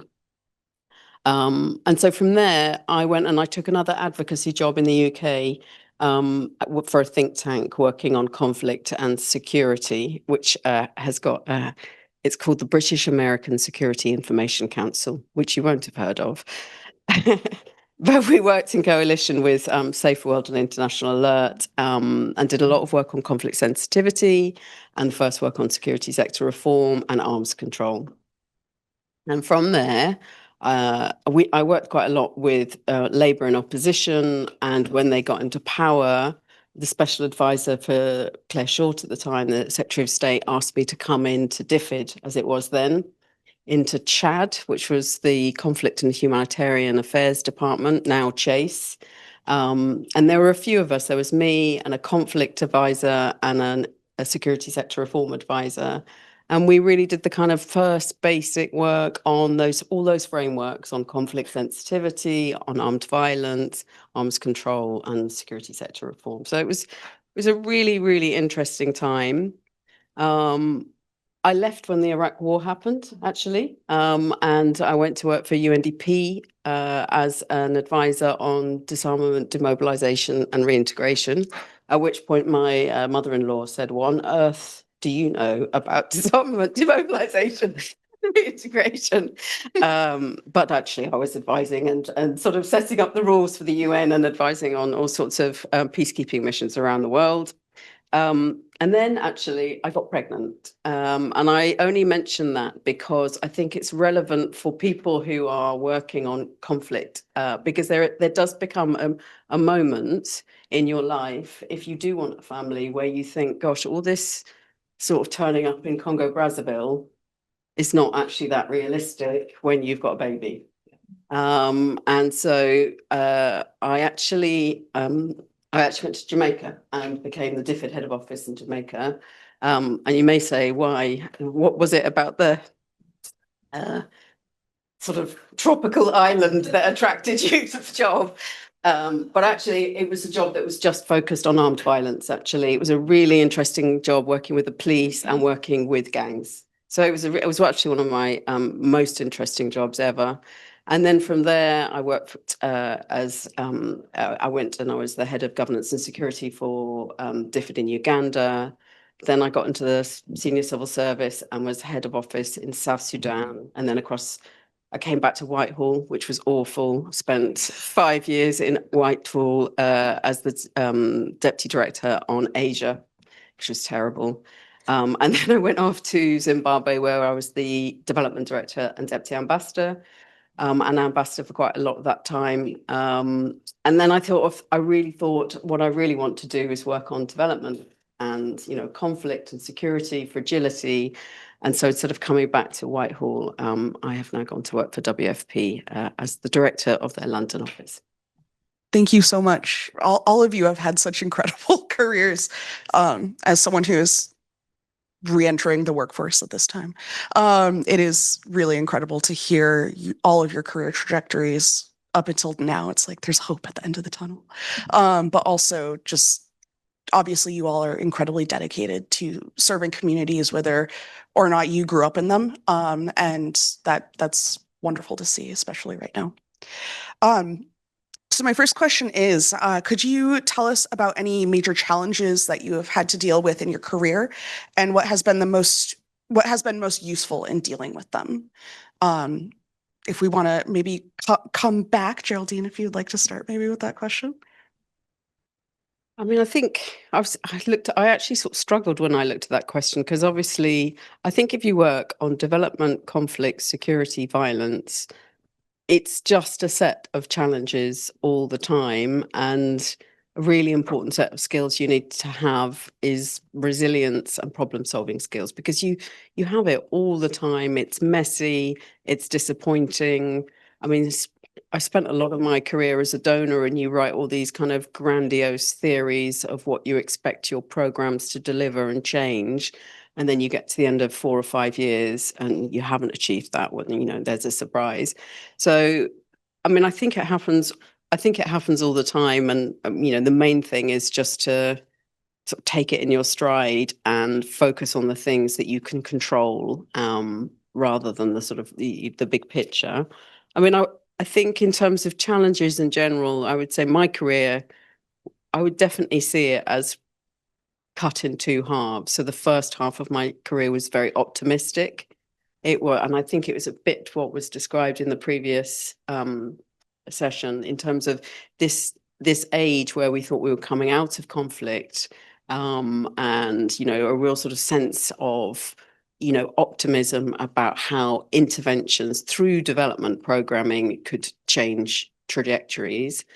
And then I think the second half of my career, post-Brexit, has been very much more inward looking, protecting, defending. And definitely the biggest challenge I've ever experienced is the last 4 months. I mean, they are horrific. And I think it's the kind of combination of this sort of short, sharp, profound cut in aid in North America and Europe, but combined with this real sense that everybody is really questioning things that have held true for decades. And I think a lot of that is really welcome, but at the same time, it's actually profoundly humbling and destabilizing if you've been working on a certain trajectory all your life. So I think this is definitely the hardest time I've thought about. And I definitely feel for students coming out and into this confusing world where we just don't know, we don't know where the cards will fall. Yeah, I absolutely couldn't agree more with that. I mean, I think what I was just reflecting, one of my challenges that I was going to say was almost exactly the same experience that you had, Geraldine, of kind of being so optimistic, so desperate to go overseas and offer something, and finding the opportunities to do that really challenging. And the example that sticks in my mind was when I first had a meeting with the Mercy Corps country director in Kenya, who said, "I've had a look at your CV and I could hire a better Kenyan than you in 5 minutes," which was entirely true. And it was just my white savior, kind of entitled white male mentality that thought that I could kind of land in a country and pick up an NGO job and add value. But and I fully appreciate that the world of the job market now must feel, for everybody, must feel incredibly daunting. I would say my experience has been, don't give up. Do keep being that person who is there and kind of available, ready, willing to kind of contribute however you can.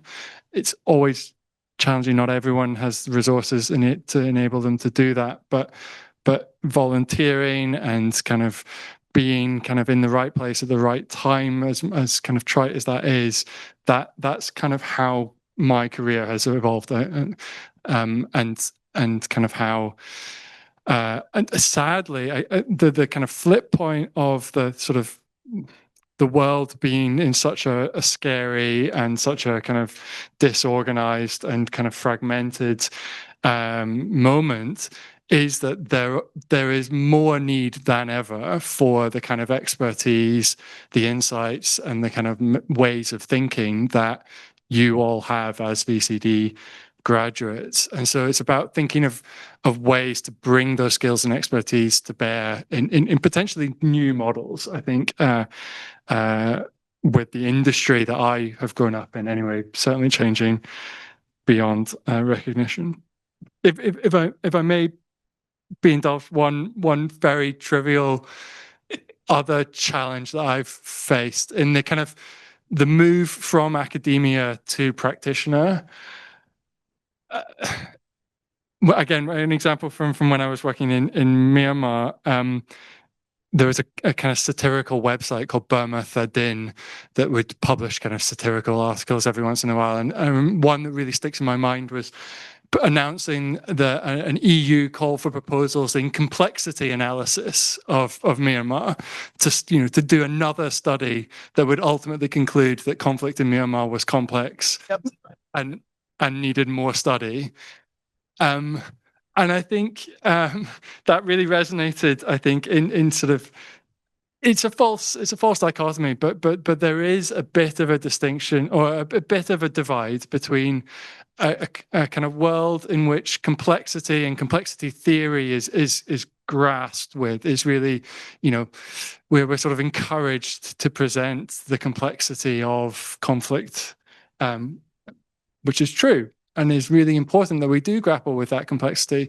But in the practitioner world, simplicity is essential, and how you navigate that and kind of are not academically dishonest to that complexity while presenting ideas and kind of policy options in a as simplistic a way as possible is a real challenge that I've faced throughout my career, but particularly working in the civil service. So, again, perhaps a rather trite example, but you could have the solution to any particular conflict in the world in a 20-page document. No one will read it in Whitehall. It has to be in a ideally no more than a paragraph, which is no way to understand conflict, as we all know. But how we bridge those divides is an ongoing challenge. Thank you. That was fantastic. Thank you. I listened to you and I definitely understand your experiences from a different perspective, because I was at the other end, a war refugee recipient of aid and development. That's my teenage years in Pakistan when I was a refugee, and then a recipient of aid as an NGO, and then how things was looking different. So in my career from the very beginning and also post, I can also share challenges post PhD and VCD course. The very first challenge that I faced back in the earlier days was this ageism situation, I was in my early 20s. I had to lie a little bit about my age just because nobody was taking me serious. I was looking very thin and very young. And I learned English just from, listening to radio, BBC and Voice of America and all that. So when international aid workers or journalists, when they were looking at me and interviewing me as a representative of NGOs, they were like, you look so young, you look so intelligent. Instead of NGOs, why don't you go and continue your studies? Like, NGO is not the business that you have to do. And why I started the NGO business, because I tried to reach out to different large NGOs and organizations to help, create home-based classes for girls, because that was also the Taliban time in Afghanistan. Education was forbidden for girls. None of the large and big NGOs agreed to that. I mean, we saw the repeat of that just 2 years ago. Everyone thought this was very risky. So they needed someone young like me who was okay to take those risks. And so I ran the classes and I said I had to make this NGO myself because nobody else is ready to take over that time. So being a woman, the youngest in my organization, that I was basically the director, but the youngest among my deputy directors, managers, finance, everyone, that was a challenge. So I had to be respectful of the culture of respecting the elderly, but also challenge them when they were not doing their work in the way that it was supposed to. Fast forward in the later years, as soon as I become quite uncomfortable with many things happening around me, I was also facing a lot of challenge as an advocate for things that seem quite normal and okay for people. To begin with, I was just over the break talking to some colleagues, the militarization of aid and development, the PRTs in Afghanistan. I mean, most of you probably who read in some of the VCD course, you are familiar with the PRT, provincial reconstruction teams, how aid and assistance, which was supposed to be non-political, became very political and became even military, served military purposes. And as a whole, as a critique of this whole new liberal policies, and I think what the difficulty I faced in my later years was that I was not fitting very well in the space and the platforms, which is mostly women's movement, civil society movement. I've spent all my life being an activist in the civil society in Afghanistan. I couldn't find my place there because a lot of my colleagues and cohorts, they were just somehow accepting the norms and saying, okay, let's move with this because it's all donors. We don't want to displease them. We don't want to disrespect them. And if someone was challenging them, that was a trouble. So I was known as a sort of like entering the room and everyone was, oh, she's again here and she's going to challenge everyone. So it was kind of a different challenging experience. I think another thing that increasingly is evident, and that's not related only to the case I'm most familiar with and I come from, but generally, across this discipline. I think this whole huge gap between policy, practice, and academia. And that's something that still strongly motivates me, and I wish to work more towards this. And part of that is also related to what we were just discussing in the earlier panel of this disconnect between the ground realities, the field, the accessibility to the field, and what feeds into the academic journals, academic articles, as opposed to the real life. And in this part, I can say that I'm a very strong advocate and a believer that despite of all challenges, there has to be much more flexibilities in allowing the field work. A student, with all respect to those who cannot go for different reasons, maybe there are particular topics and themes that doesn't require you to go to the field and do the field research. But those which are part of the humanities and dealing with human beings, you have to go sit with them, understand them, and sort of like see it by yourself. In my own experience, when I was conducting my PhD field research, I wouldn't go to the ethical part because that was also an issue, receiving an email from the SOAS management that's from my member of committee, Laura, sent me this email and said, stop your field work. We need to discuss the ethical considerations. Are you safe and secure? Because I was live tweeting from a suicide attack that I was caught up with, you know. So it was quite a scary situation on my end, but I was just not realizing that I was a member of SOAS, and SOAS felt responsible for me. So that was aside. But in the course of my data collection that I was doing ethnography, several times my colleagues from the organizations that I was working and cooperating with was receiving this offer that, why are you wasting too much time going to the villages yourself? You know, there are people who could do the data collection for you. Just pay them. They bring you data. They bring you interviews. You write your thesis. A lot of like internationals are doing this. Why are you like doing this? It's risky. It's dangerous. You're a woman. You should not go and spend days and even nights in the villages that you are studying. And I said, no, whatever it takes, I have to do it. Otherwise, it's not my study. It's someone else's study, you know? So for that reason, I think the gap between theories, and particularly the gaps between academia and practice and realities on the ground, is probably part of it is to do with this kind of limitations bureaucratically. So there has to be flexibility, and those familiar with the local context that they are studying should be given more opportunities in the academia to sort of come up with their own plans. Within the framework of course, do no harm, safety, security, and all the ethical sort of like consideration, but find a way to study, because anything that has happened and these policies, these journal articles, these theories are informing larger political policies at the FCD, at the international level, country level, donors, and all that.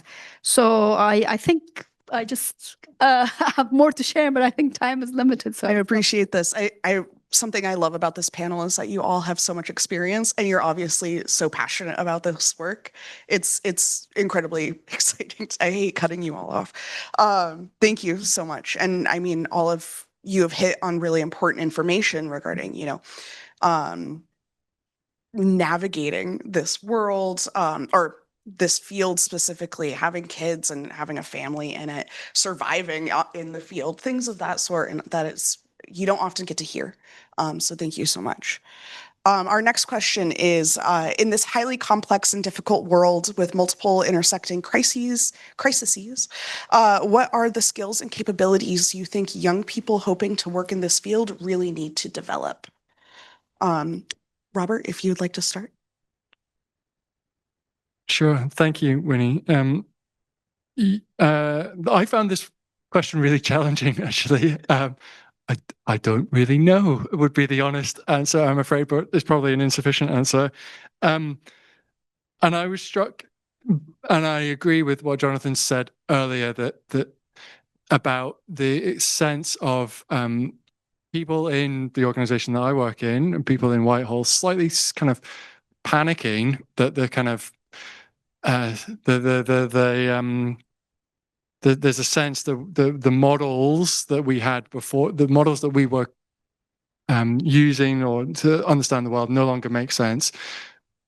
This is now a world of hard power, and we need to go back to the kind of Cold War era kind of handbook and all the problems that contains. So my first answer is not to dust off the Cold War era handbooks and suddenly start becoming experts in kind of nuclear theories of mutually assured destruction. But there is something there about when I joined DFID, I was kind of given the Building Stability Overseas strategy and sort of told, implement this. It wasn't quite as straightforward as that, but it was kind of like you had a framework, and it is. I mean, the Building Stability Overseas strategy, I love it, but it is liberal peace, kind of in a crystallized kind of policy framework. It still has its relevance in many respects, but only because some of the alternatives and what we are seeing kind of happen in the kind of crisis of peacemaking feels to me like the definition of peace is kind of changing really quite rapidly, or we are in a world now where authoritarian peacemaking is the kind of dominant norm. Not because it's considered to be a better model of peace, but because it's considered to be the least worst model of peace for some, or just because it's the model that is being, that we can observe is happening, rather than because it's the desired end goal. And that, I mean, so big ask of you is come up with a new definition of peace and a new operational model for how policymakers can do that. Small task. But and then just reflecting on the kind of the world in which we are in. Okay, two points. Very briefly. One, given all the shifts that Geraldine has mentioned about the kind of financial, the aid architecture, and the kind of even the concept of development and of aid as part of the development sort of toolkit, I think there is a huge role for people coming in with fresh ideas or kind of different models of how to understand the political economy, the lived experience of violent conflict in redesigning what development means, and the kind of development contract between whatever we call ourselves, the Western world, the kind of global North, the G20, the OECD, the new models of development partnership. Some of the new models that are being spoken about partnerships, about technical assistance and so on, they're not very well suited to fragile and conflict-affected contexts. There really needs to be quite a radical rethinking of those models to be more suitable for fragile and conflict-affected contexts. And then lastly, if I look at the people that are joining the FCDO as conflict advisors, in a previous generation, the generation before me, a lot of them were people coming with PRT experience, stabilization experience. My generation, a lot of people coming with peace building, NGO experience. I think the people that are coming in now are actually people that have really different backgrounds in sort of understanding serious and organized crime networks, in journalism, potentially, in risk analysis, in humanitarian, like real kind of humanitarian logistics, or humanitarian the practicalities of delivering humanitarian kind of work assistance in the kind of the most conflict affected contexts. Those kind of real practical skills are becoming increasingly relevant for the work that the British government does on conflict, for better or for worse. Jonathan, please don't come up with another model on it. Please. Please, honestly, Whitehall could just spend its whole life reinventing new models of conflict sensitivity analysis, peace building, development. I'm not sure that's what we need at the moment, actually. I think this is a moment for FCDO to take a beat, really, and think about what's left of their own development spending before, rather than coming up with another model. I mean, I have noticed, by the way, I shouldn't say this, but David Lammy's said he's going to have a new conference on the future of development, and you think, really? You just cut the aid budget, so that there's almost nothing left, and you're the person who's going to lead the world on a conference on development and the new model. So, I mean, I think there is something about a bit of humility in FCDO. I say that as somebody who's on special leave from FCDO at the moment, so I feel like I'm allowed to.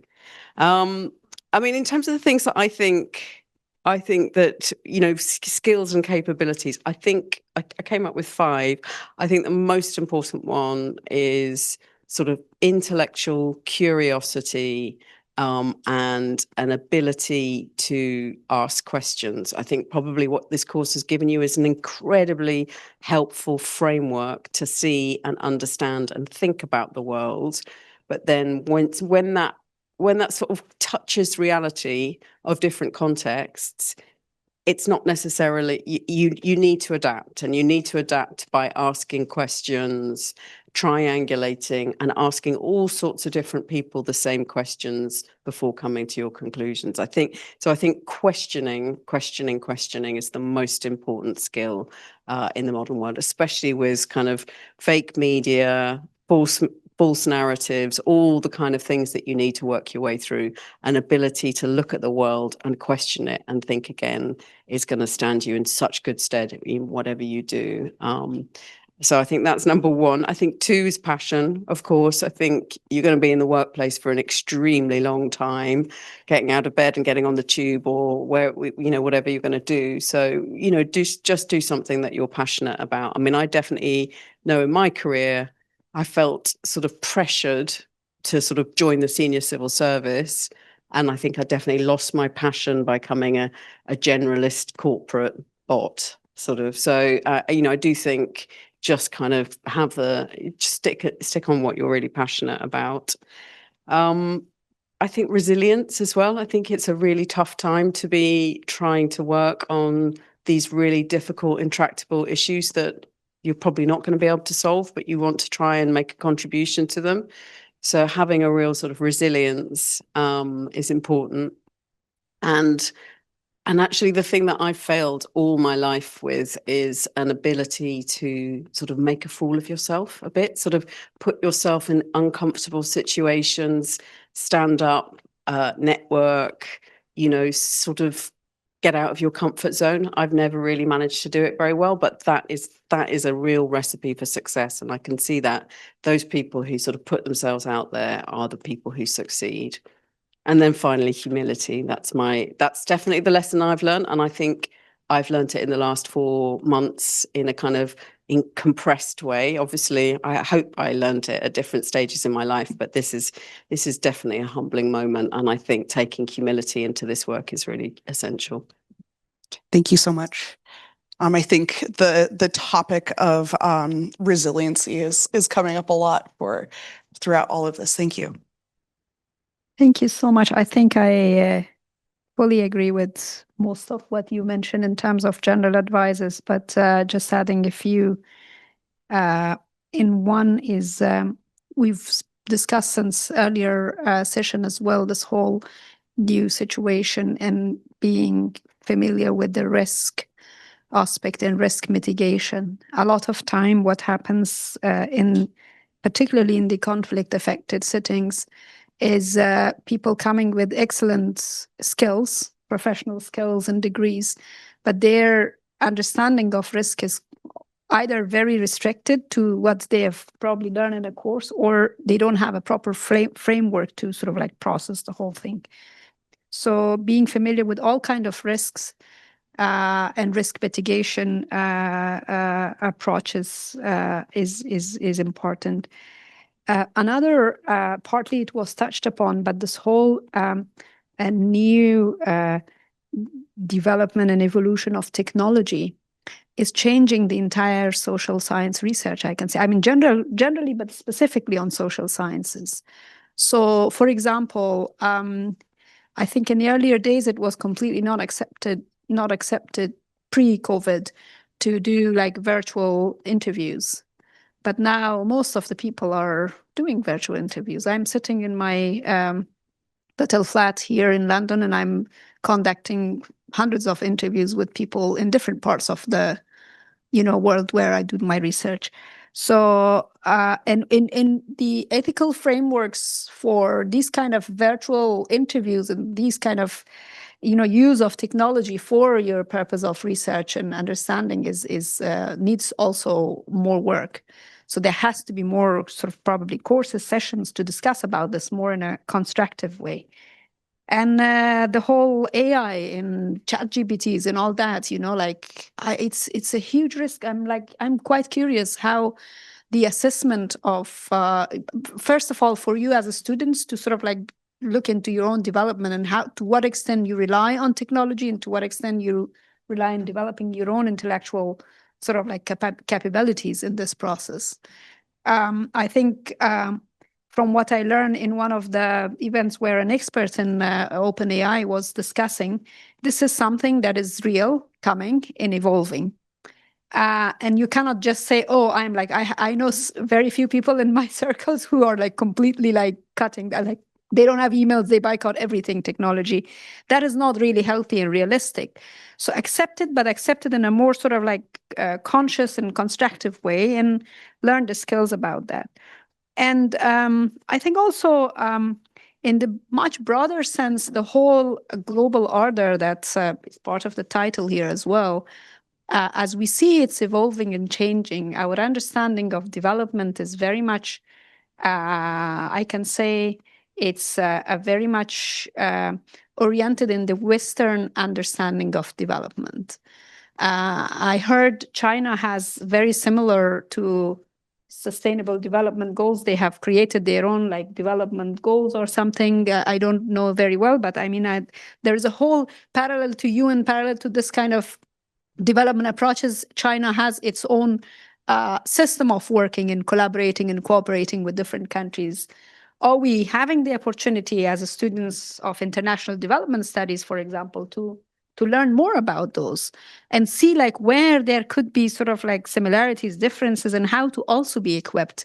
Because maybe you will say, okay, we are not working where China will work, but that's not realistic. Wherever, I mean, we see the competing sort of like interventions. It happens in the same place by different peoples. And I mean, in the case of Afghanistan, I was seeing the chart and saw like how when we say, and this was a big part of the whole VCD course, where interventions, military interventions, democratization will change the societies.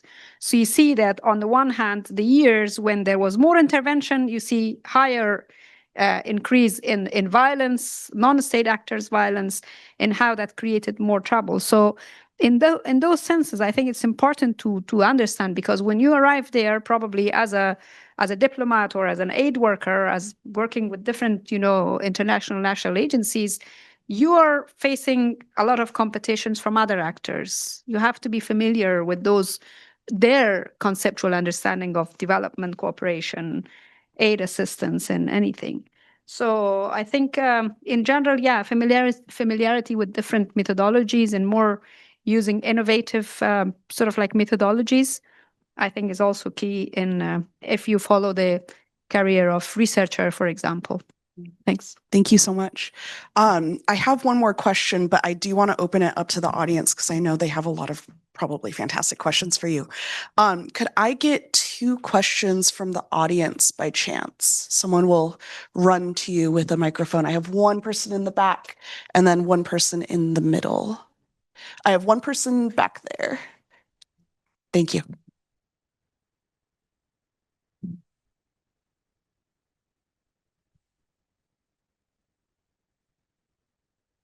Thank you. Thank you for coming and speaking. It's been very interesting to listen to you guys. I'll just read what I wrote down. You mentioned how ambitions of working in the field can be naive and inflated, obviously, given most of our Western education and backgrounds.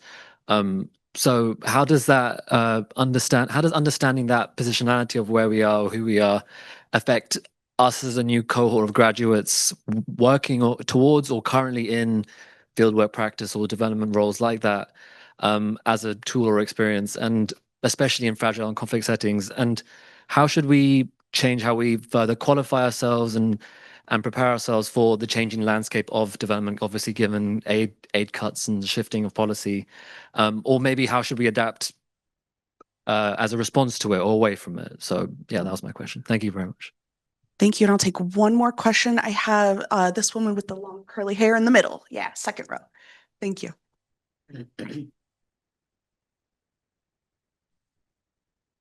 Hi. So I guess my my question is to you, Geraldine, actually.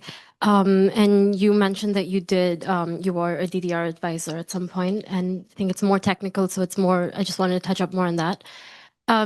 I think when the stages of DDR and how it's transitioned over the years, you've had your first phase and the second phase, and you've seen how there has been a greater need to address root causes, but there's still a very stark mismatch in its technocratic short-term goals as opposed to its long-term root cause achievements that it's hoping to achieve. And I just want to know from your standpoint, what is your evaluation of DDR as a framework? Is the mandate intentionally limited in a way that limits these possibilities and actually having it occur? And then I guess, would you draw parallels from larger peace-building initiatives for like grassroots governance or local institutionalism, just to get an idea of how local ownership can actually be implemented and not just spoken of and criticized in that way? Yeah. Thank you. We'll start with those two questions. We'll do maybe 5 minutes and then we'll go to the online question. One online question. Shall I read it? Yeah, we might as well. Yeah, thank you. Okay, there's a question from Razia Kimani, sorry. She's saying, given the dearth of development assistance that will most likely only get worse and not better, localization offers the best value for money for violence, conflict, humanitarian development programming. That said, it has been more of a buzzword than the practice. How can foreign governments, the United Nations and NGOs move from rhetoric to practice on localizations? What opportunities does localization offer those joining the workforce? Great. Okay. Geraldine, since we had one go directly to you, let's start with you and then we'll go from there. How about? They're all really hard questions and I can't answer any of them, actually, I think is the truth. I think, how do you position yourself in the workplace? I think it's a really hard question. In a way, I think you're coming out at a good moment as a cohort, because you've had this very dramatic shock. And without this shock that we've had in these first 6 months, you might have been going in with certain preconceptions and ideas. Whereas I think perhaps you've at least got a little bit of breathing space to really ask yourself, where do I genuinely add value in a new system that's going to be much more streamlined and has, of course, got a very strong focus on localization. So I think it's hard. I mean, I was challenged by that with exactly that question 25 years ago. I think it's the shame of our sector that somehow we managed to sweep under the carpet for 25 years and have lovely times in lovely countries, But I did respond to it at the time, and my response at that point was, where I can add value is in advocacy in this country. Now, I would say, if you want a career in Britain, advocacy is actually a really important part of what you can do at this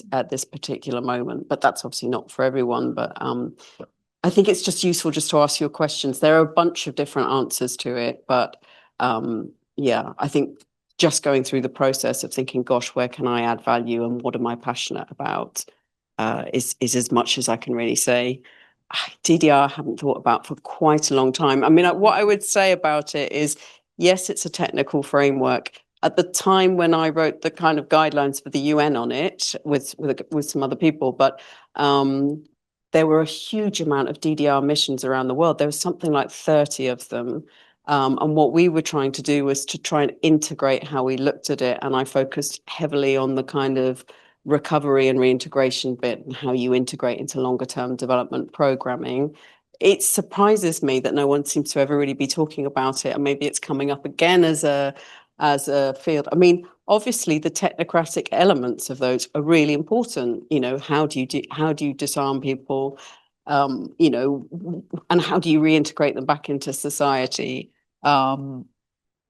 Should that be led by the UN or not? I'm not sure. But yeah, I think that's a bit of a waffly answer. I think technically it's important, but of course, thinking about root causes, the one thing that I really remember, which is I think really significant still now, is yes, I think we focus quite heavily on the practical steps. You know, you separate people, you think about the needs of women and children, etc. You take their guns and you put them here.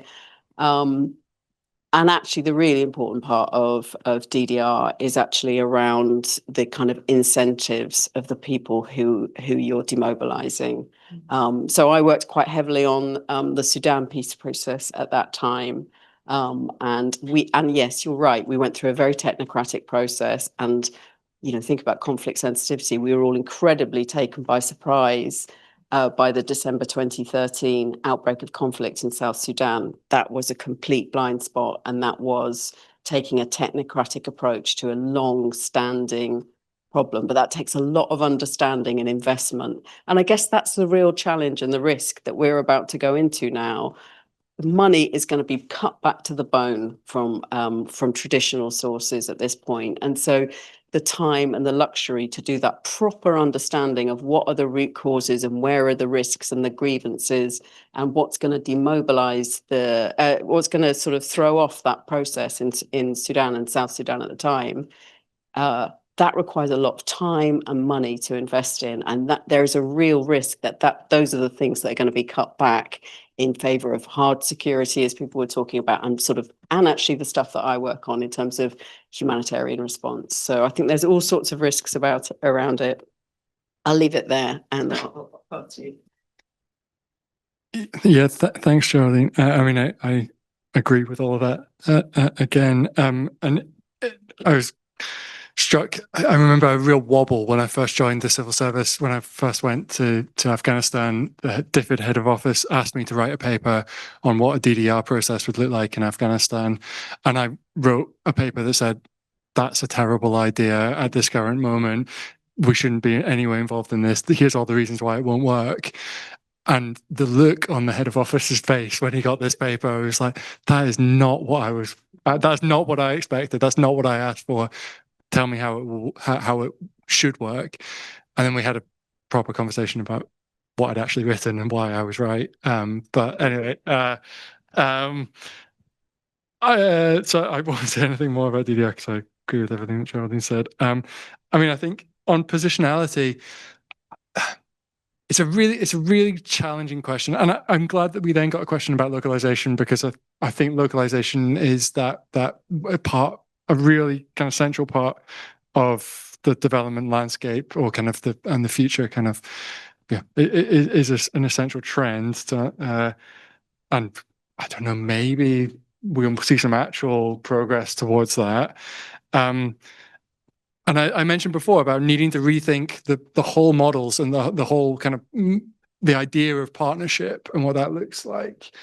And I do think development partnerships, whatever that word means, whatever partnership really means, has to look different in fragile and conflict-affected contexts to other contexts. And again, I know that statistics are always kind of slightly iffy, but the kind of I always refer people to the statistics about the concentration of poverty in fragile and conflict-affected contexts now, and the predictions of that in the future. If we are talking about poverty reduction, we are talking about violence, conflict, kind of contexts.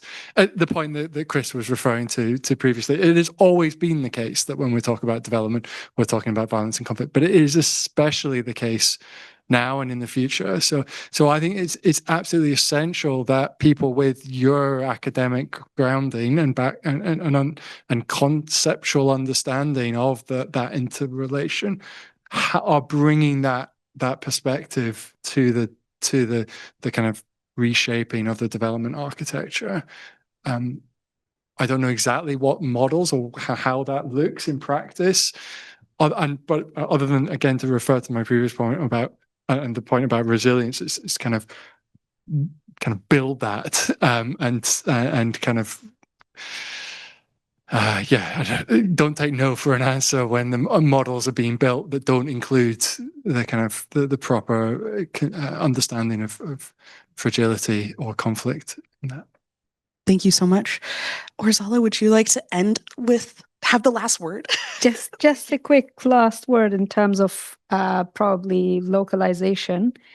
I know that there is a huge interest in localization, and that comes from this whole top-down approach to development, where we, from the global north, are thinking or prescribing solutions to local problems. But we have to be also careful in the whole process of localization or any modeling that is being sort of like suggested about some really alarming points. In one of them, and now again I bring back the Afghanistan example at the moment, is that suddenly the Taliban, who are known for who they are, with all kind of disagreement on the gender aspect of development and lots of other issues that they have, that they are in favor of localization. And so just think about that as well. The guys, the spoilers, and how they are in favor of localization, because it's very easy for them to co-opt, to force a local NGO that is on the lead than an international NGO that is very principled, disciplined, say no to corruption, say no to bribing, say no to wasita, which is like bring my son and my cousin and my brother into your office as a staffer. So they know that internationals are principled and they are bold. And it's not like generally like that, but let's accept for a moment, like that's the reputation of the international NGOs. So a local NGO will just find a way. The positive side of that way, we call it workarounds, which means you find a solution to deliver those services that are critical, like food, like basic humanitarian needs, like health needs, and so forth. But once you entirely put all the responsibility on local organizations without accountability, you are just signing another recipe for disaster, because then co-option by corrupt or by despotic regimes is a very easy tool. So that's like really something I wanted to talk about. And on DDR, you said it, so I will not say it. In Afghanistan, DDR became a machinery to recreate and reinvent the insurgencies, and it was used basically for that. And that's why the reaction sort of basically on that case, yeah. Thank you so much, everyone. Thank you for being here. Everyone give them a round of applause. Thank you. We are now going to go out into the foyer. Please join us. We have some, I think, oh yeah, never mind. Ignore me. Someone's going to come up and talk a little bit more, and then we'll go out to the foyer. I think 4 of us doing closing remarks is going to get too long. And I was going to say all sorts of things that I found interesting to do with complexity and simplicity, but I'm not going to say them. I was going to come back to Atif's earlier question and the one online about demography, and just briefly say that we are always adapting our curriculum, open to ideas, and right now involved in a conversation, trying to think how to adapt it for a changing world. But I think the one thing I am going to say is that what we try to do and want to do, and what this is about in a way, is with your help to engineer and construct and maintain a bridge between the professional world out there, our alumni, and students, current and future students. And and we've sort of started doing that a bit more in the past couple of years, and this event is a very good way for us to do it. And so we're always open. Please stay in touch with us. Give us ideas. For whatever reason you need to get in touch, please do. It is just basically one thing I think we've all realized just being here is it's lovely to see people. It's lovely to see our students who we thought we got rid of because they're doing their dissertations in their bunkers, but actually it's nice to get out and see you now. And it's really lovely to see familiar faces from the recent past and some of you slightly more distant past. So just before I hand to my colleagues, thank you so much for coming along, and I hope it's been interesting for you. Really quickly, I mean, we call this global orders, and I think the plural is very apt. And we've been looking actually simultaneously different kinds of orders and ordering and contestation around orders in this session. One was about how the world is changing and technological change, changing geopolitics, the end of liberal peace, and so on. So things are happening before our very eyes. Then there's the kind of the orders around thinking and ideas and theories, and they're also contested and fragmenting. And what ideas can we use now? What's defunct? Do we need to reheat very old Cold War ideas and so on? And then thirdly is kind of the policy and practice orders and ordering, and how do people respond in this environment, and what are the different approaches to this? And I just think it's clear that we're in this is cliche, but we're in a state of flux. These orders are contested, they're not coherent. And what's came across also, and it's picking on what Chris was saying, is about the people and the people who've been on the course. We're not, the academics have also been practitioners, the practitioners have been academics. There's links there. But I think there's something that is really quite unique about SOAS students, and it was mentioned earlier about passion. I think the critical thinking, the passion from students at SOAS is something, it's a real privilege to work here in that respect. Not in other respects, but in that respect, it's amazing. And I think there's, we want to build on that, because I think it's you people who should be asking those questions, having those difficult conversations, challenging thinking.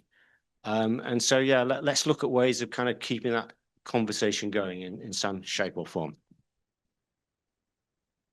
Thanks, Jonathan. Yeah, I'm just going to say a couple of things.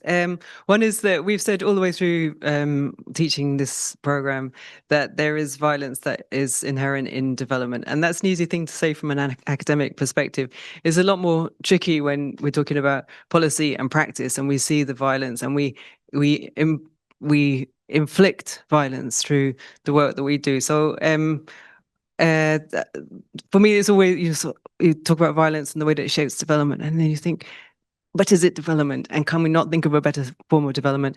And I think some of the things that we've learned today, or that we've discussed today, one is about different perspectives, and it's been great to have, particularly our second panel, lots of different perspectives coming through. The other is about the imperfection of human institutions, that all of us work in human institutions that don't quite work. There are imperfections in outcomes, there are imperfections in situations that we find ourselves in. And that's when passion helps, because passion can get you over the bumps and can keep us going. Imperfections in our understanding of risks and also in the risks themselves. And then the last thing is maybe just about dealing with change. We've been talking about the last 25 years.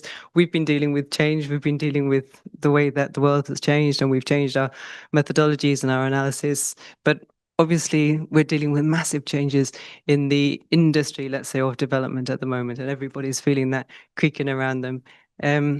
Change also in the funding, changes in forms of power, changes in security, and how secure we feel. So I would like to thank the panel, the second panel, the first panel.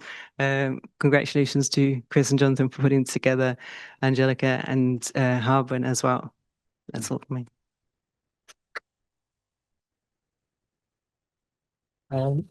For me, something I would like to encourage the students to begin to think about, going forward with regards to the future of VCD, is to see it as part of a whole. Okay, if you're trying to understand the world, don't see things as isolated. Think about them as part of the whole. So in other words, when you think about the connections between violence, conflict, and development, think about it from a multidisciplinary, point of view. So many years ago, no one would have ever thought that AI, for instance, would be a critical aspect of conflict, and violence. But now the fact that you probably didn't study computer science is not an excuse not to understand how algorithms work and how they influence propaganda, or how perhaps they could have an effect on, say, deepfakes, which has broader consequences for peace, and security. So it's important to begin to take off the limits, and see the world, as it really is. It's perhaps a better way to understand some of these complexities and some of these changes, we're beginning to witness across board. But even more so, it's going to be very helpful as well to see things beyond what we're used to seeing. So it's, in other words, to learn, to relearn, to unlearn, okay, and also in many ways to learn anew all over again. Because some of the things we've known in the past, aren't necessarily what we thought, to be the case as the world, has begun to show us in many different ways. So that's just my encouragement to students, going forward, and also perhaps also to colleagues as well in the field of VCD. So Jonathan's going to lead a masterclass on coding next year. Well, good luck. Brilliant. Let's call it again and see you outside.